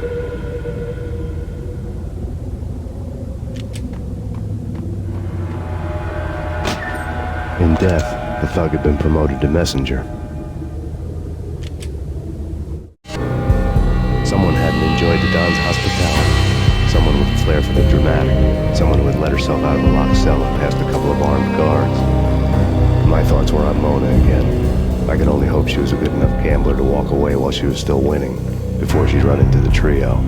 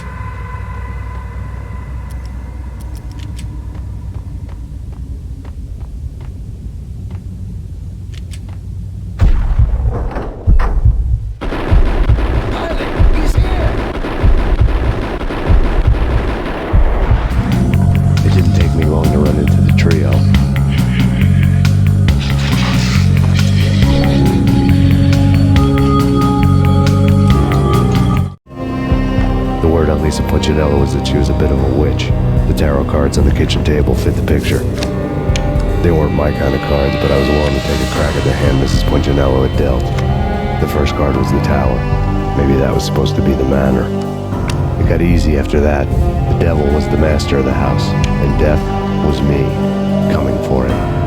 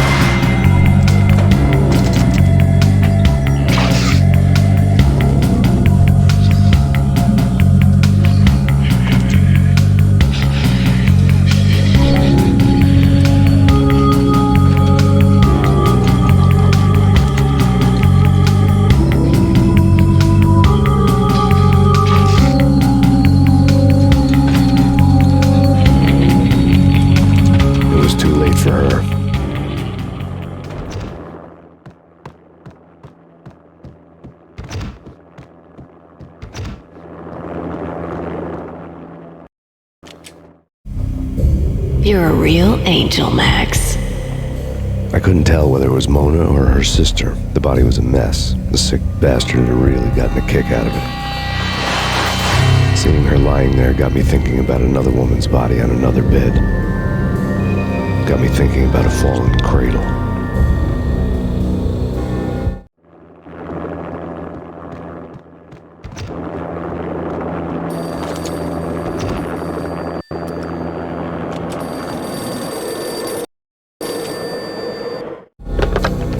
Max Payne. Talk to me. Alfred Woden. You've got company.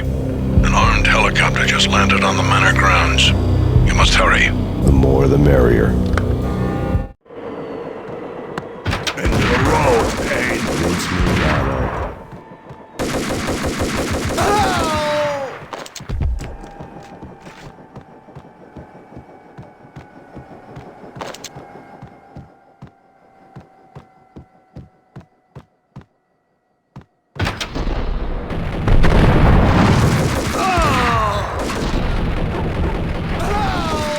Punchinello's trio was done for.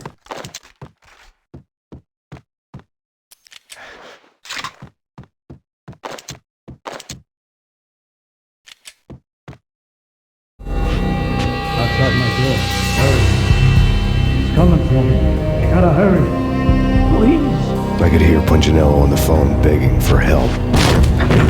He should have been saying his goodbyes. Punchinello was a pushover. The moment I stepped into the room, he folded like a deuce before a royal flush.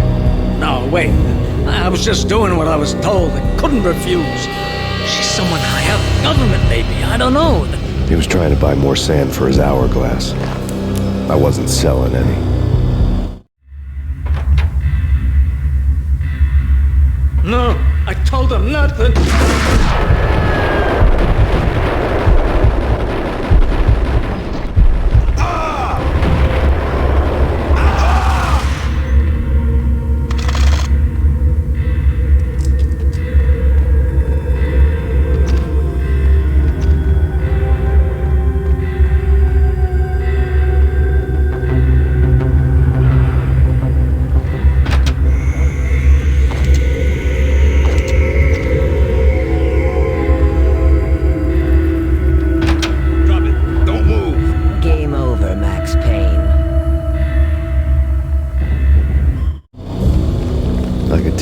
outgunned. It was time to take another beating.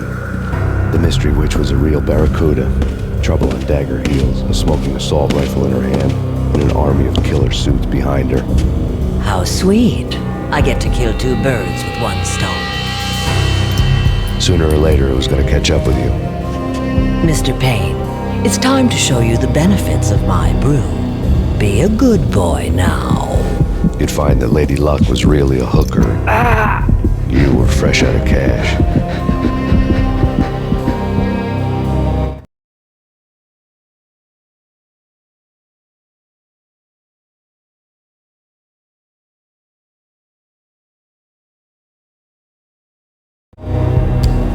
Gentlemen, we're done here. Take me to Cold Steel. She had just given me an OD of Valkyr. I could feel green fire eating my brains. They turned to steam. They did a fade on me. I'd never had a chance.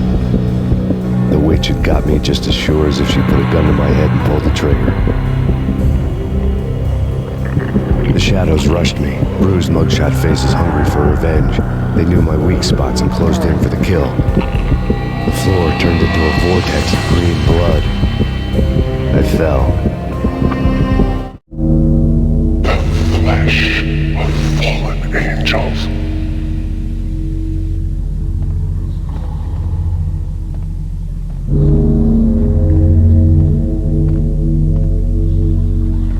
Who's there? Max? Max, is that you? Max? Where are you, Max? Please.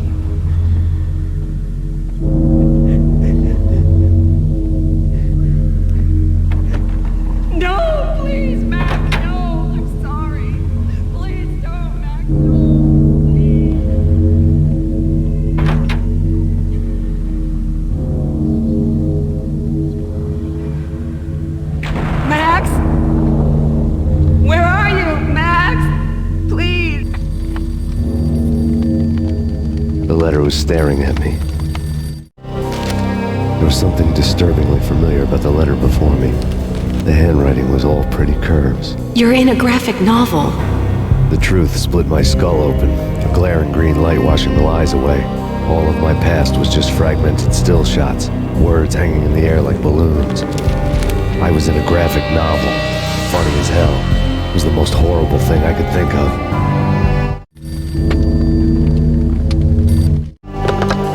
Bartender is shiny stuff and dreams are made of stooped necromancers. He sings like a banana wrist, having strayed too close to the constellations on their shaved skulls. There was a bad line in the prank call. Someone spouting insane babble. I couldn't make sense of it. But I had an overwhelming sense of deja vu. The caller's voice sounded oddly familiar.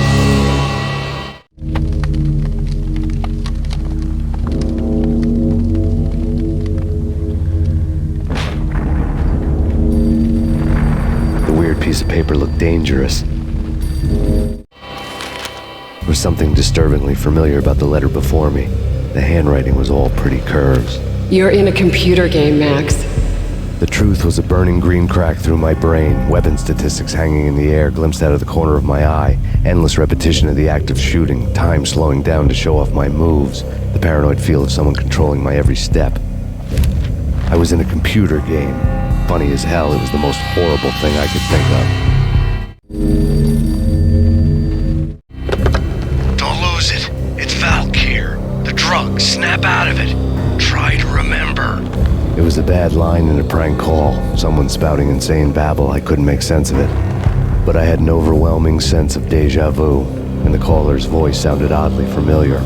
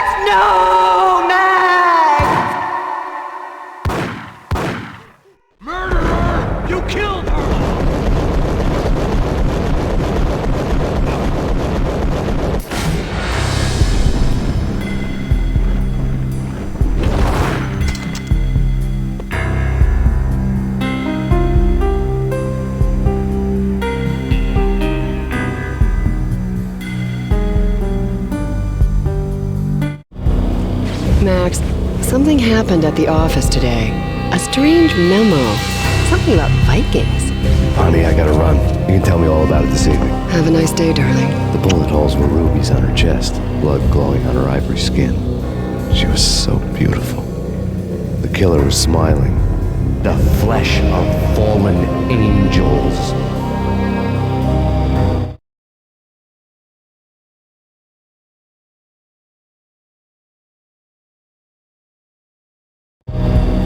Slowly, the green nightmare faded, leaving dark stains on my soul that would never come off. I felt like flatlining. I was all shook up. I woke up in a cold sweat, sick and tired to the bone, lying in a puddle of my own puke. The hag had said take me to Cold Steel before it had all gone crazy. It was a clue, the only one I had. It took me forever to crawl back to my feet and hit the road, but when I did, I drove straight to Cold Steel Foundry outside the city. There was a whole lot of action around the place for a freezing winter night. Trucks coming and going, men running. I had the drop on the mystery witch. She thought I was dead. I was on her blind side. I was going in. The bad trip had put me in a crazy mood, adrenaline pumping through my aching veins. Staggering on the mill roof in ice and snow and wild wind, I was a ninja. My kung fu was strong. I wasn't hitting anybody. At best, I was Superman on kryptonite about to fall through a skylight, down to where it was all going down. A half-abandoned industrial area in the middle of nowhere. The factory was a perfect front for any number of illegal activities.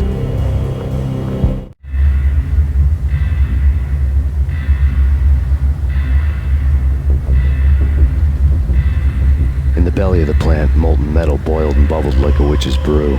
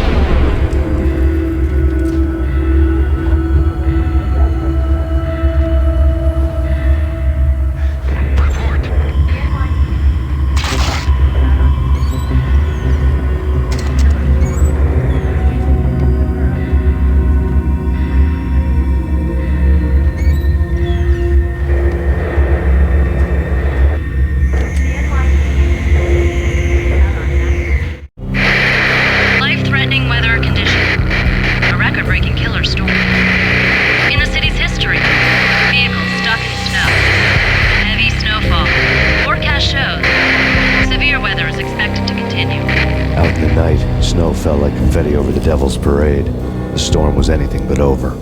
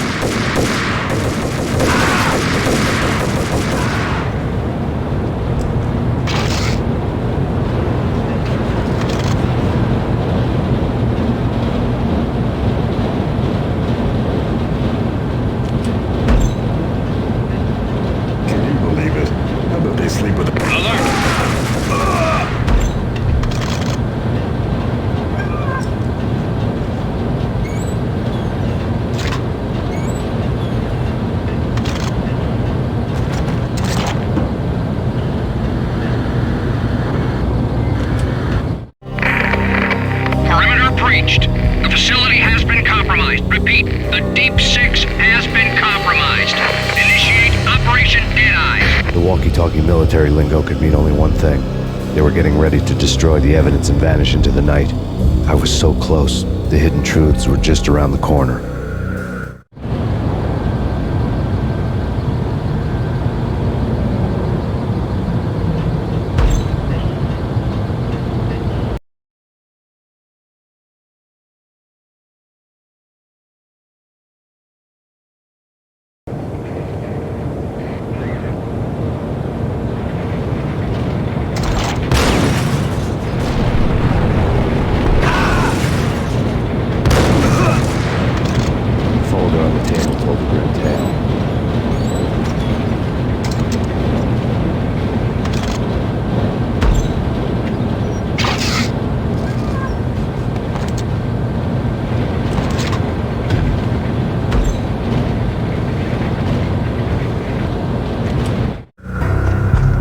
Mercenaries were running a tight operation, paperwork and all.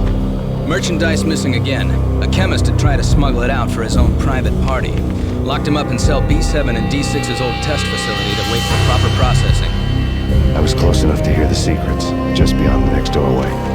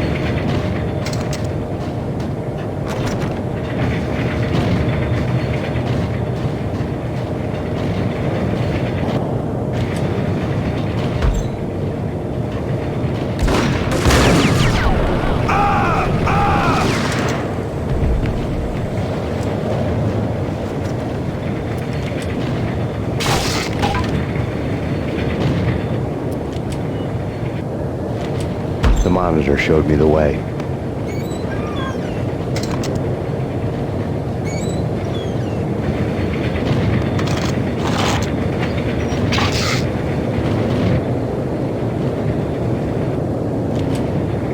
Processing diagrams filled the control room screens, all but one. An elevator titled D6 on one of the screens, somewhere onwards, past rows of ovens, in the core of the plant.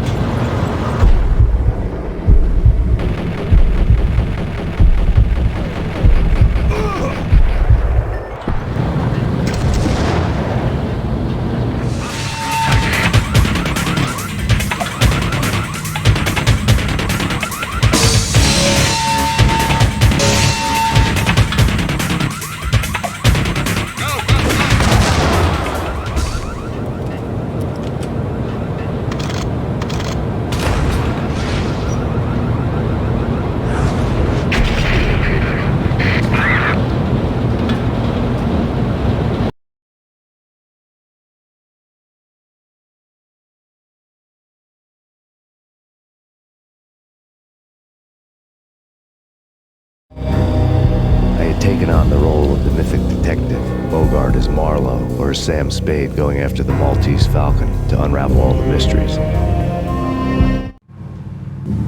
Following a path of clues to that final revelation, even if it would take me down to the cold, cavernous depths of a grave. You can't do this! My men are still inside! Do you have any idea why this is called Operation Dead Eyes?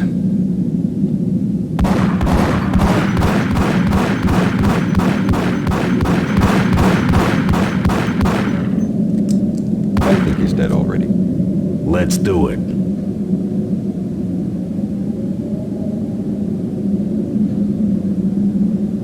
Attention all personnel. The self-destruction sequence has been initiated. Evacuate the complex. We've got company. Repeat. The self-destruction sequence has been initiated. Proceed to the nearest exit immediately.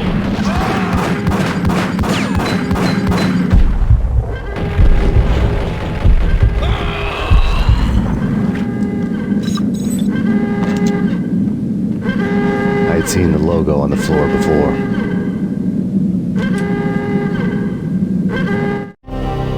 There was an old army bunker under the steel mill. I knew the military plaque on the floor. I'd seen 1,000 variations of the insignia on crumbling brick walls everywhere in the city. The sword replaced by a syringe. Project Valhalla, V for Valkyr, V for Valhalla. All of a sudden it read like a crackpot conspiracy theory.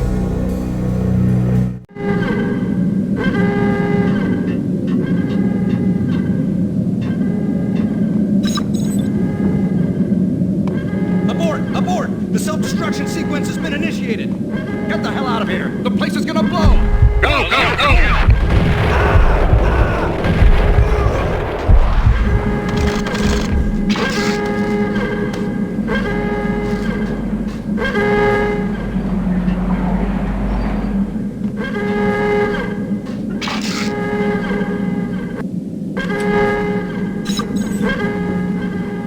Attention all personnel. The self-destruction sequence has been initiated. Proceed to the nearest exit immediately.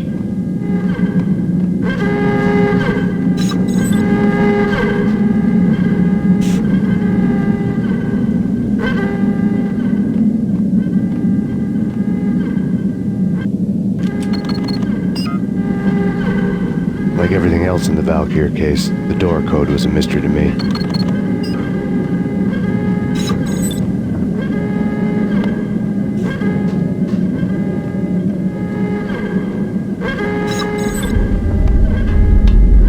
Had been using the workstation when he died.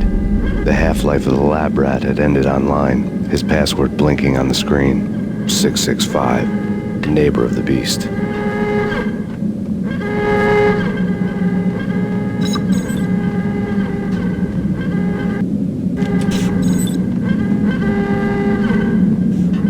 Attention all personnel. The self-destruction sequence has been initiated. Proceed to the nearest exit immediately.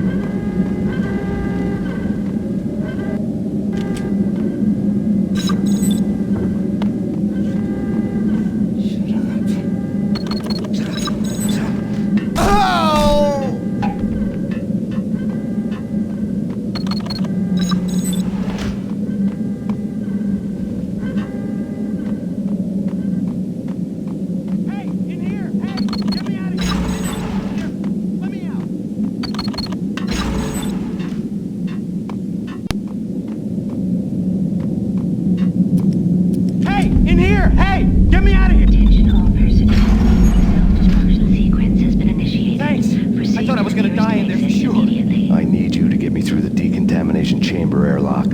You're crazy! No way! The place is blowing up, for Christ's sakes! Either that or back to the cell. Your choice. Okay, I'll do it. I'll do it.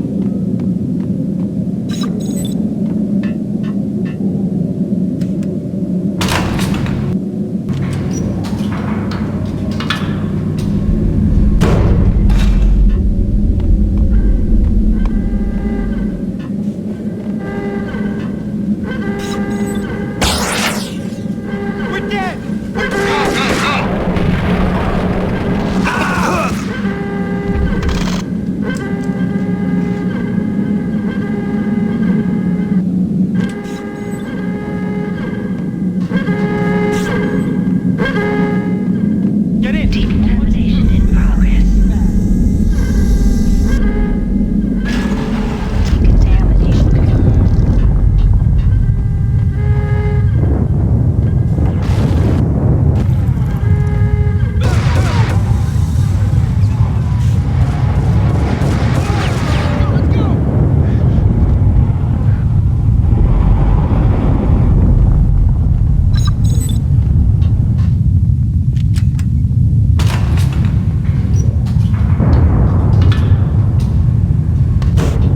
I was caught in the middle of the deadly web that was the Valkyr case.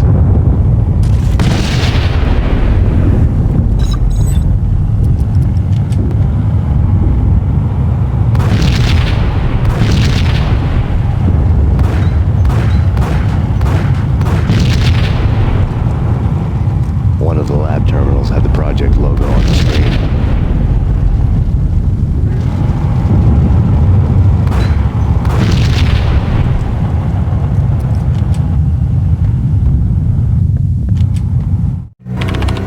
Top secret. Project Valhalla. U.S. Army. Yggdrasil Network.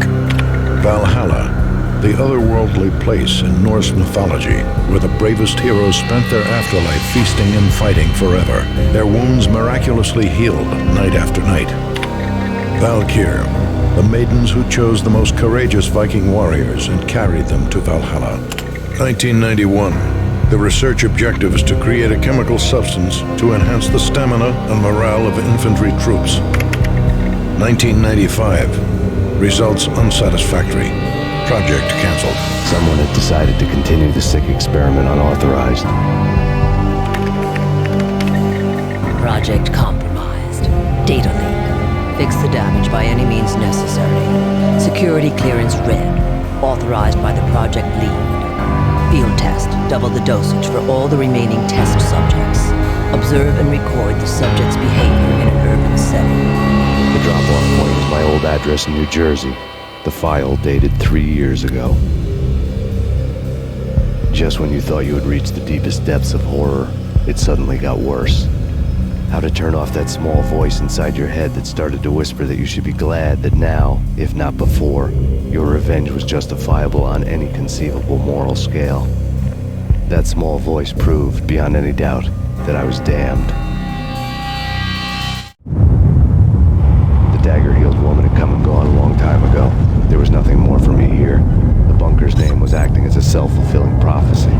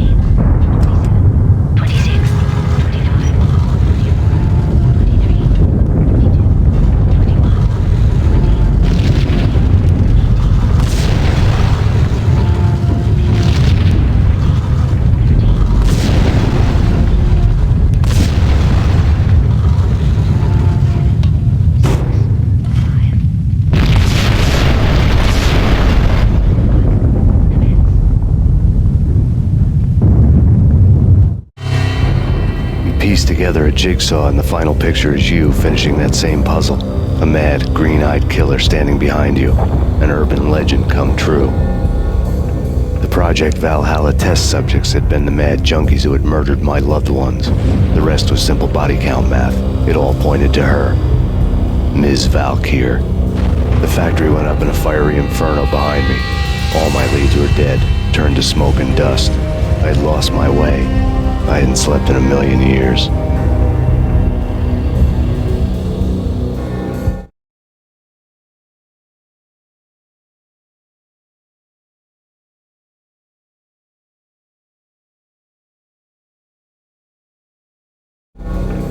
I felt thin as death. I've been living on an endless supply of week-old donuts. They were fuel for this crazy furnace inside my head. I couldn't remember when I had last seen the sun. I was on a permanent graveyard shift. When the darkness fell, New York City became something else, any old Sinatra song notwithstanding. Bad things happened in the night, on the streets of that other city, Noir York City. I was in an all-night diner, downing cup after cup of coffee that tasted like engine oil, when a new message from BB got me back on the killer track. What the hell happened at Roscoe Street? Maxie, I'm going out on a limb here. We need to talk this through, come up with a plan. 2:30 a.m., the Choir Communications Garage. The more I thought about Alex's murder and the frame-up, the more it felt like an inside job. I should have seen it coming. BB had sold me out, and now he wanted to finish what he'd started. The garage was dead. BB showed up in his tailor-made suit, gold watch, and cufflinks to match, all way beyond the cops' pay. Maxie. Oozing suave charm, he was guilty as hell. What the hell does BB stand for anyway? Backstabbing bastard? Come on, don't be like that. Have a cigar. I don't smoke. Maxie, you have no idea how big this is. It's huge. You have no idea. I think I do. You're a bribe-taking bent cop who sold out his partner. Those mobsters in the subway were a dead giveaway. Hard to miss. Bet it was exactly like this with Alex. Up close and personal. You can't win this one, Max. No, but I can make damn sure none of you do either. BB turned out to be another cardboard cutout bad guy.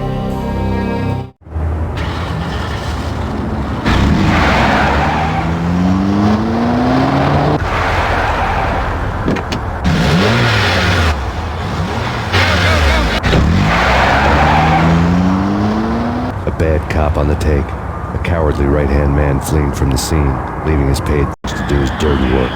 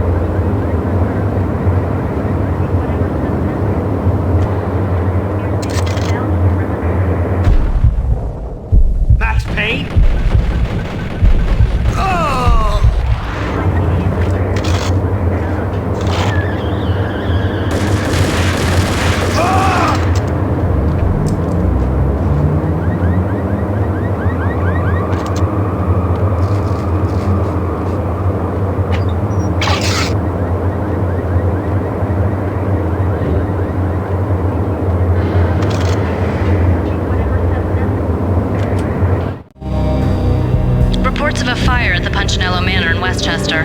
The manor is the home of Angelo Punchinello, the alleged head of the Punchinello crime family. The police are now saying, contrary to their earlier statements, that Max Payne is still alive and at large. He continues his vendetta against the Mafia, of which this last act of arson is attributed to. I had no recollection of setting any fires, but I did remember the flames.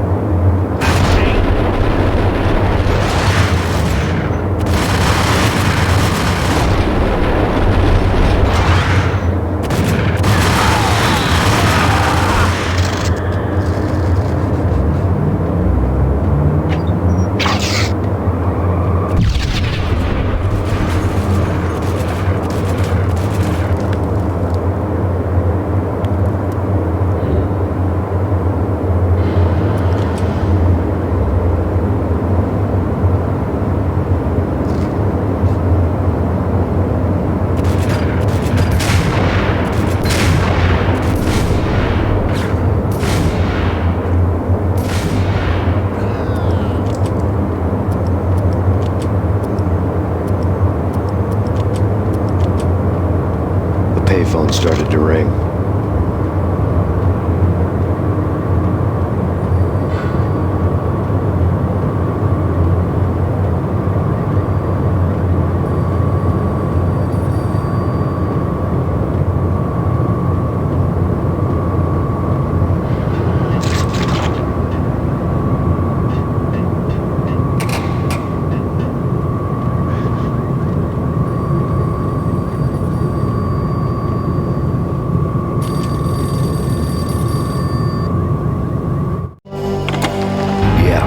Max Payne?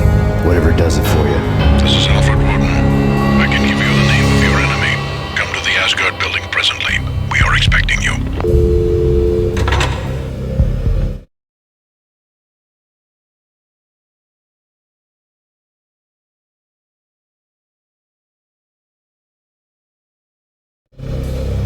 Woden was waiting for me on the steps of the old building. Mr. Payne, let's go inside.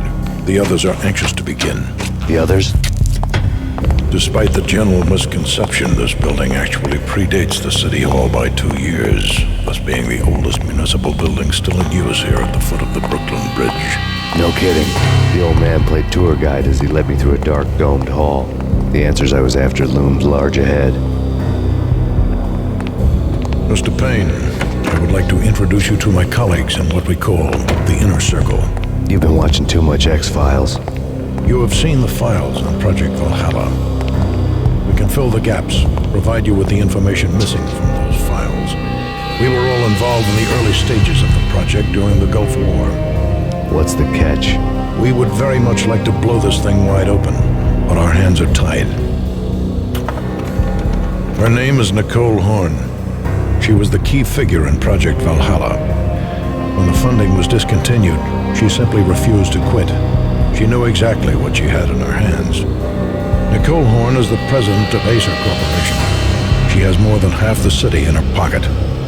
This must be kept under wraps. If you try to go public with this, we will deny any knowledge. We need you to take her out. Afterwards, we can protect you, make all the charges go away. That was the cue for the killer suits to kick in the doors and swarm inside.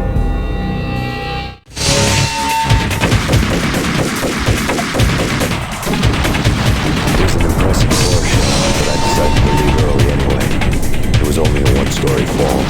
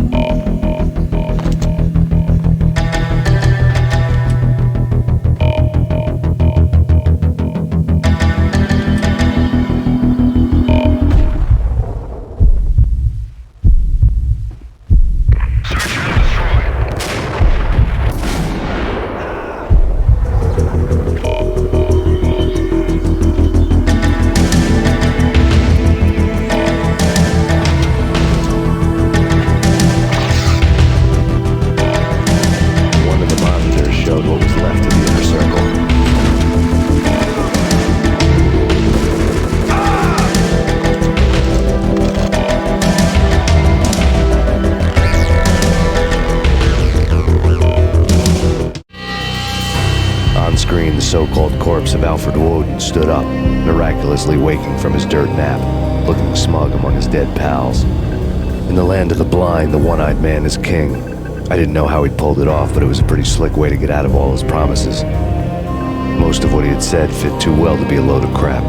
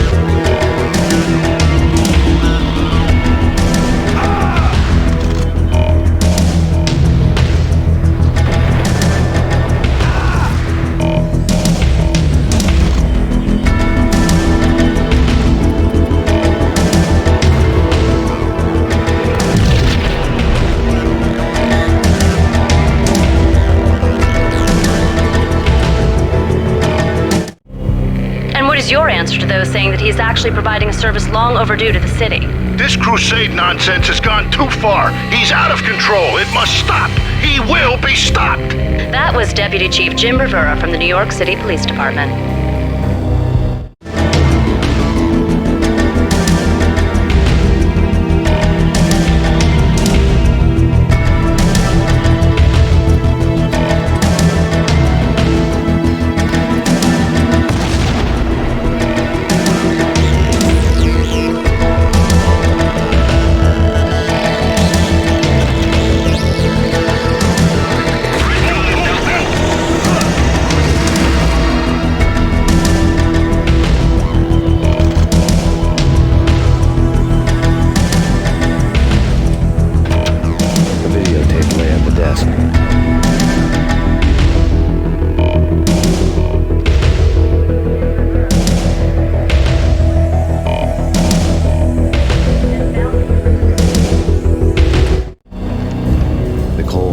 blackmailed the inner circle into silence.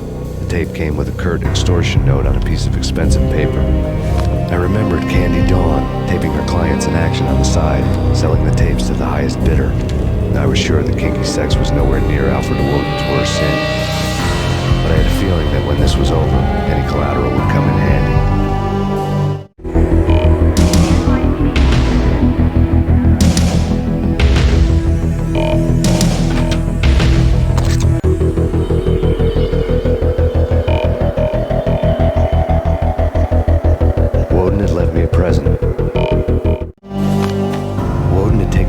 Mission preps with military precision. The critical areas in the Acer Corporation headquarters blueprints were circled in red.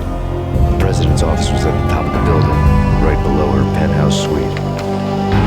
The elevators were controlled by a security computer, part of the mainframe located underground below the building. The high-rise was sealed as tight as a sci-fi fortress.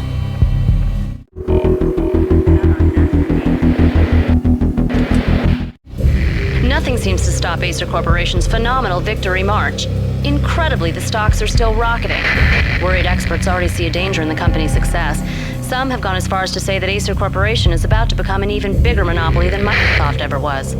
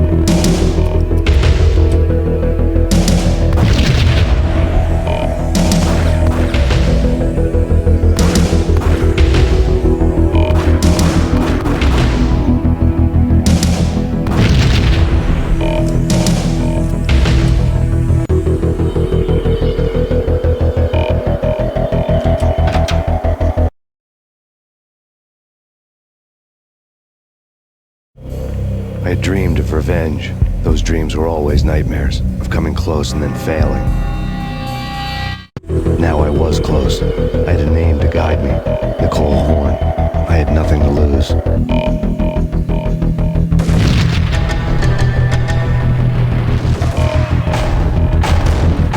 The Inner Circle had quite a track record.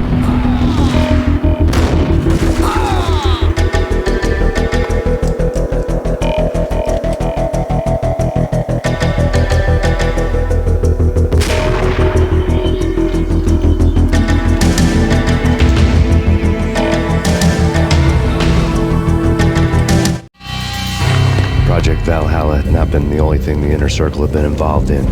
There were rows of cabinets full of files. The Serpentine Secret Society went back a long way, always pulling strings from the shadows.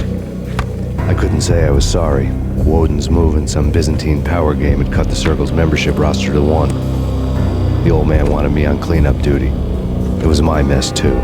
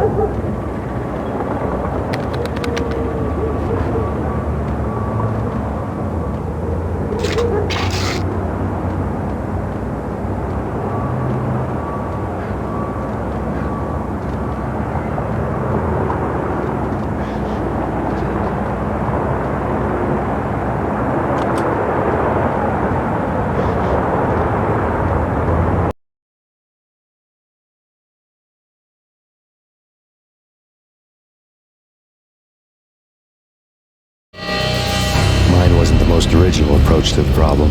It wasn't as if it hadn't all been done before. An eye for an eye, the first principle of revenge. Old as dirt, still going strong.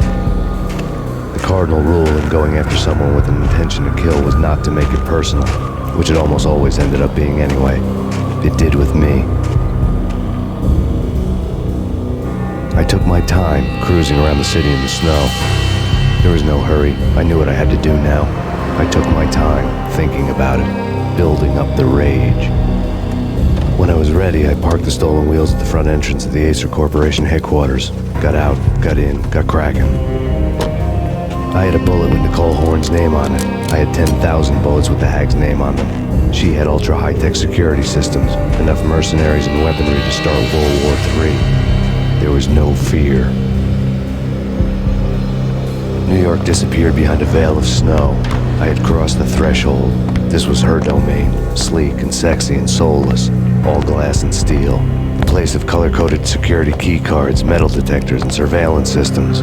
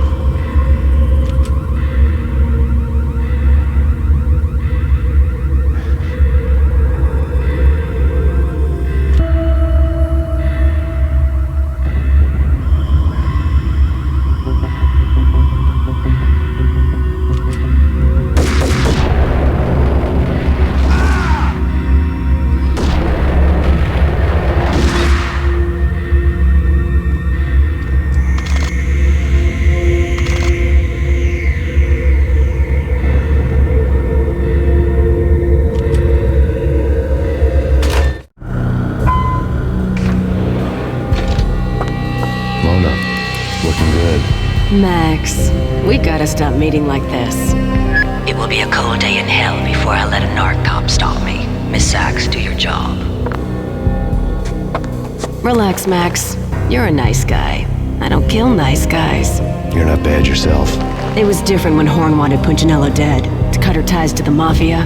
He deserved to die. The same goes with her. She's the bad guy here. Her sister was whispering to her in my favor. I knew the appetites of ghosts intimately. They hungered for revenge.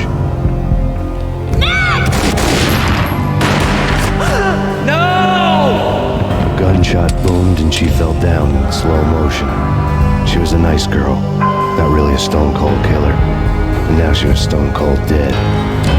Religious fanatics or loyal samurai, Horn's private army was coming at me.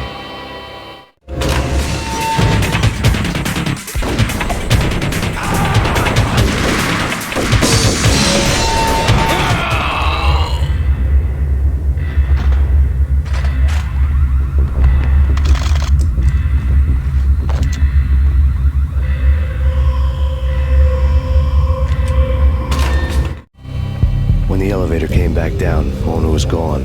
There was a lot of blood, but no body. Something clicked for the final time. My mind had never been so clear, as if somewhere high above the storm clouds were already gone, cold stars blazing from the black skies.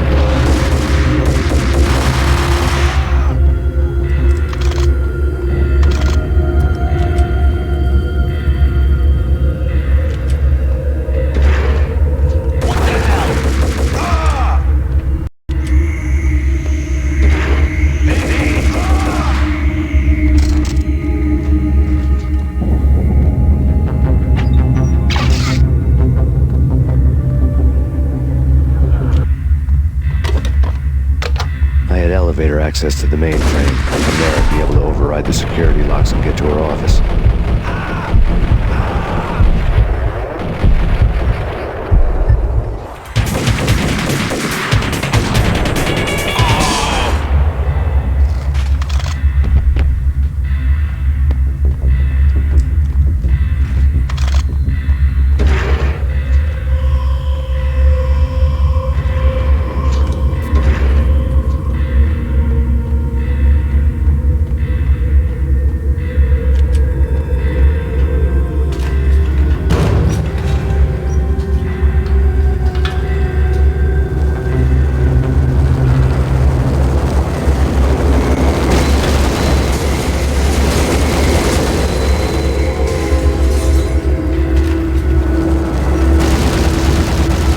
Chopper was Horn's pet guardian, inhuman and flawed. It was stalking me. Stereotyped. Hey, you!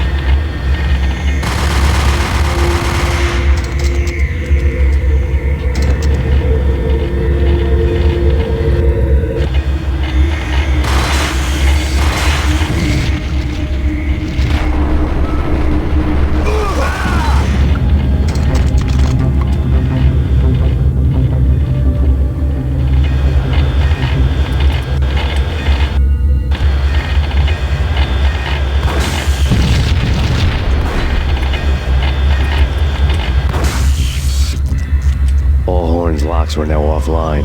All bets were off. The elevator would take me all the way up.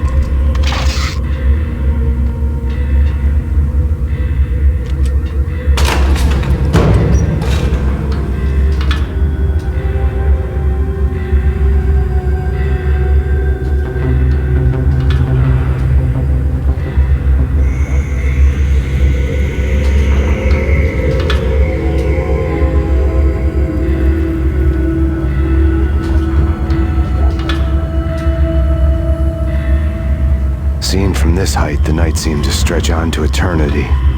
A hint of desperation had crept into the snowstorm, as if it was trying to get it all out before the end.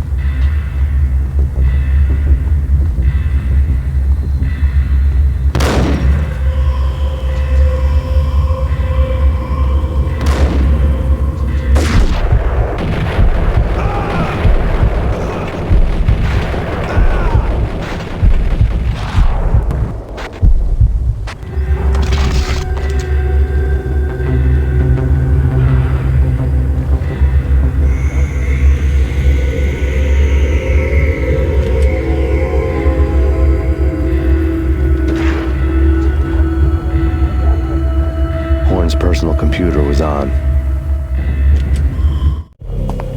Next to the printer was a neat stack of expensive paper. Hacking through Horn's computer would have unearthed files of criminal plans, strategies for world domination, spy helicopter reports, illegal wiretap recordings, internet porno, all of the above. Take your pick. I really didn't care anymore. I had seen too much of it already.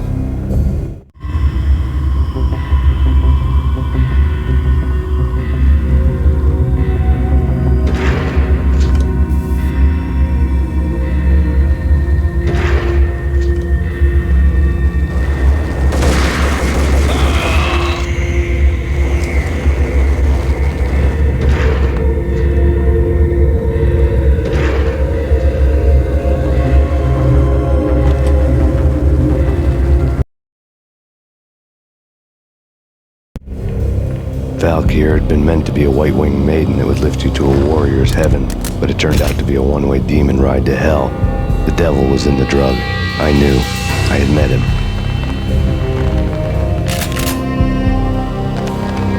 And now I was gonna kill her.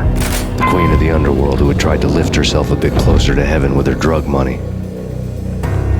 No begging, no bribes. She knew better. Honor among killers.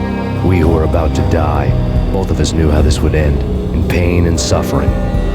All this because your wife stuck her nose into things that were none of her business. The cops were coming to take me away. The sirens were like a bad conscience I couldn't shake.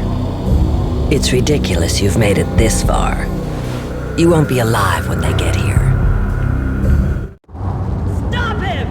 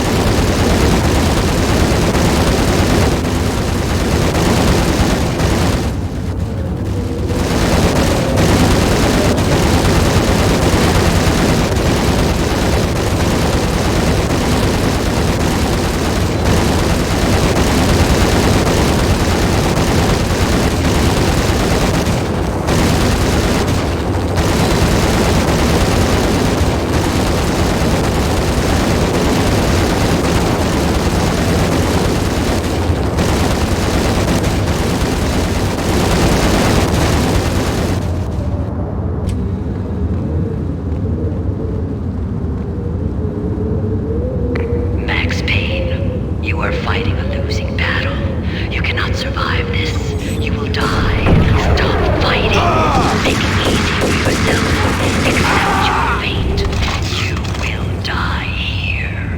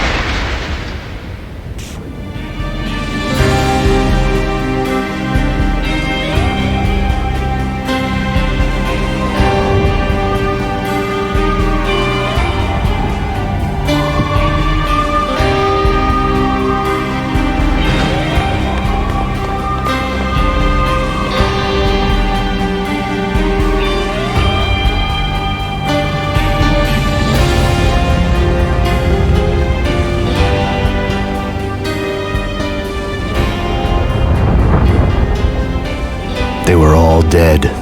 The final gunshot was an exclamation mark to everything that had led to this point. I released my finger from the trigger. And then it was all over. The storm seemed to lose its frenzy. The ragged clouds gave way to the stars above. Max Payne, this is Deputy Chief Jim Bravura from the NYPD. We've got the building surrounded. Throw down your weapons and lie down with your hands behind your head. A bit closer to heaven.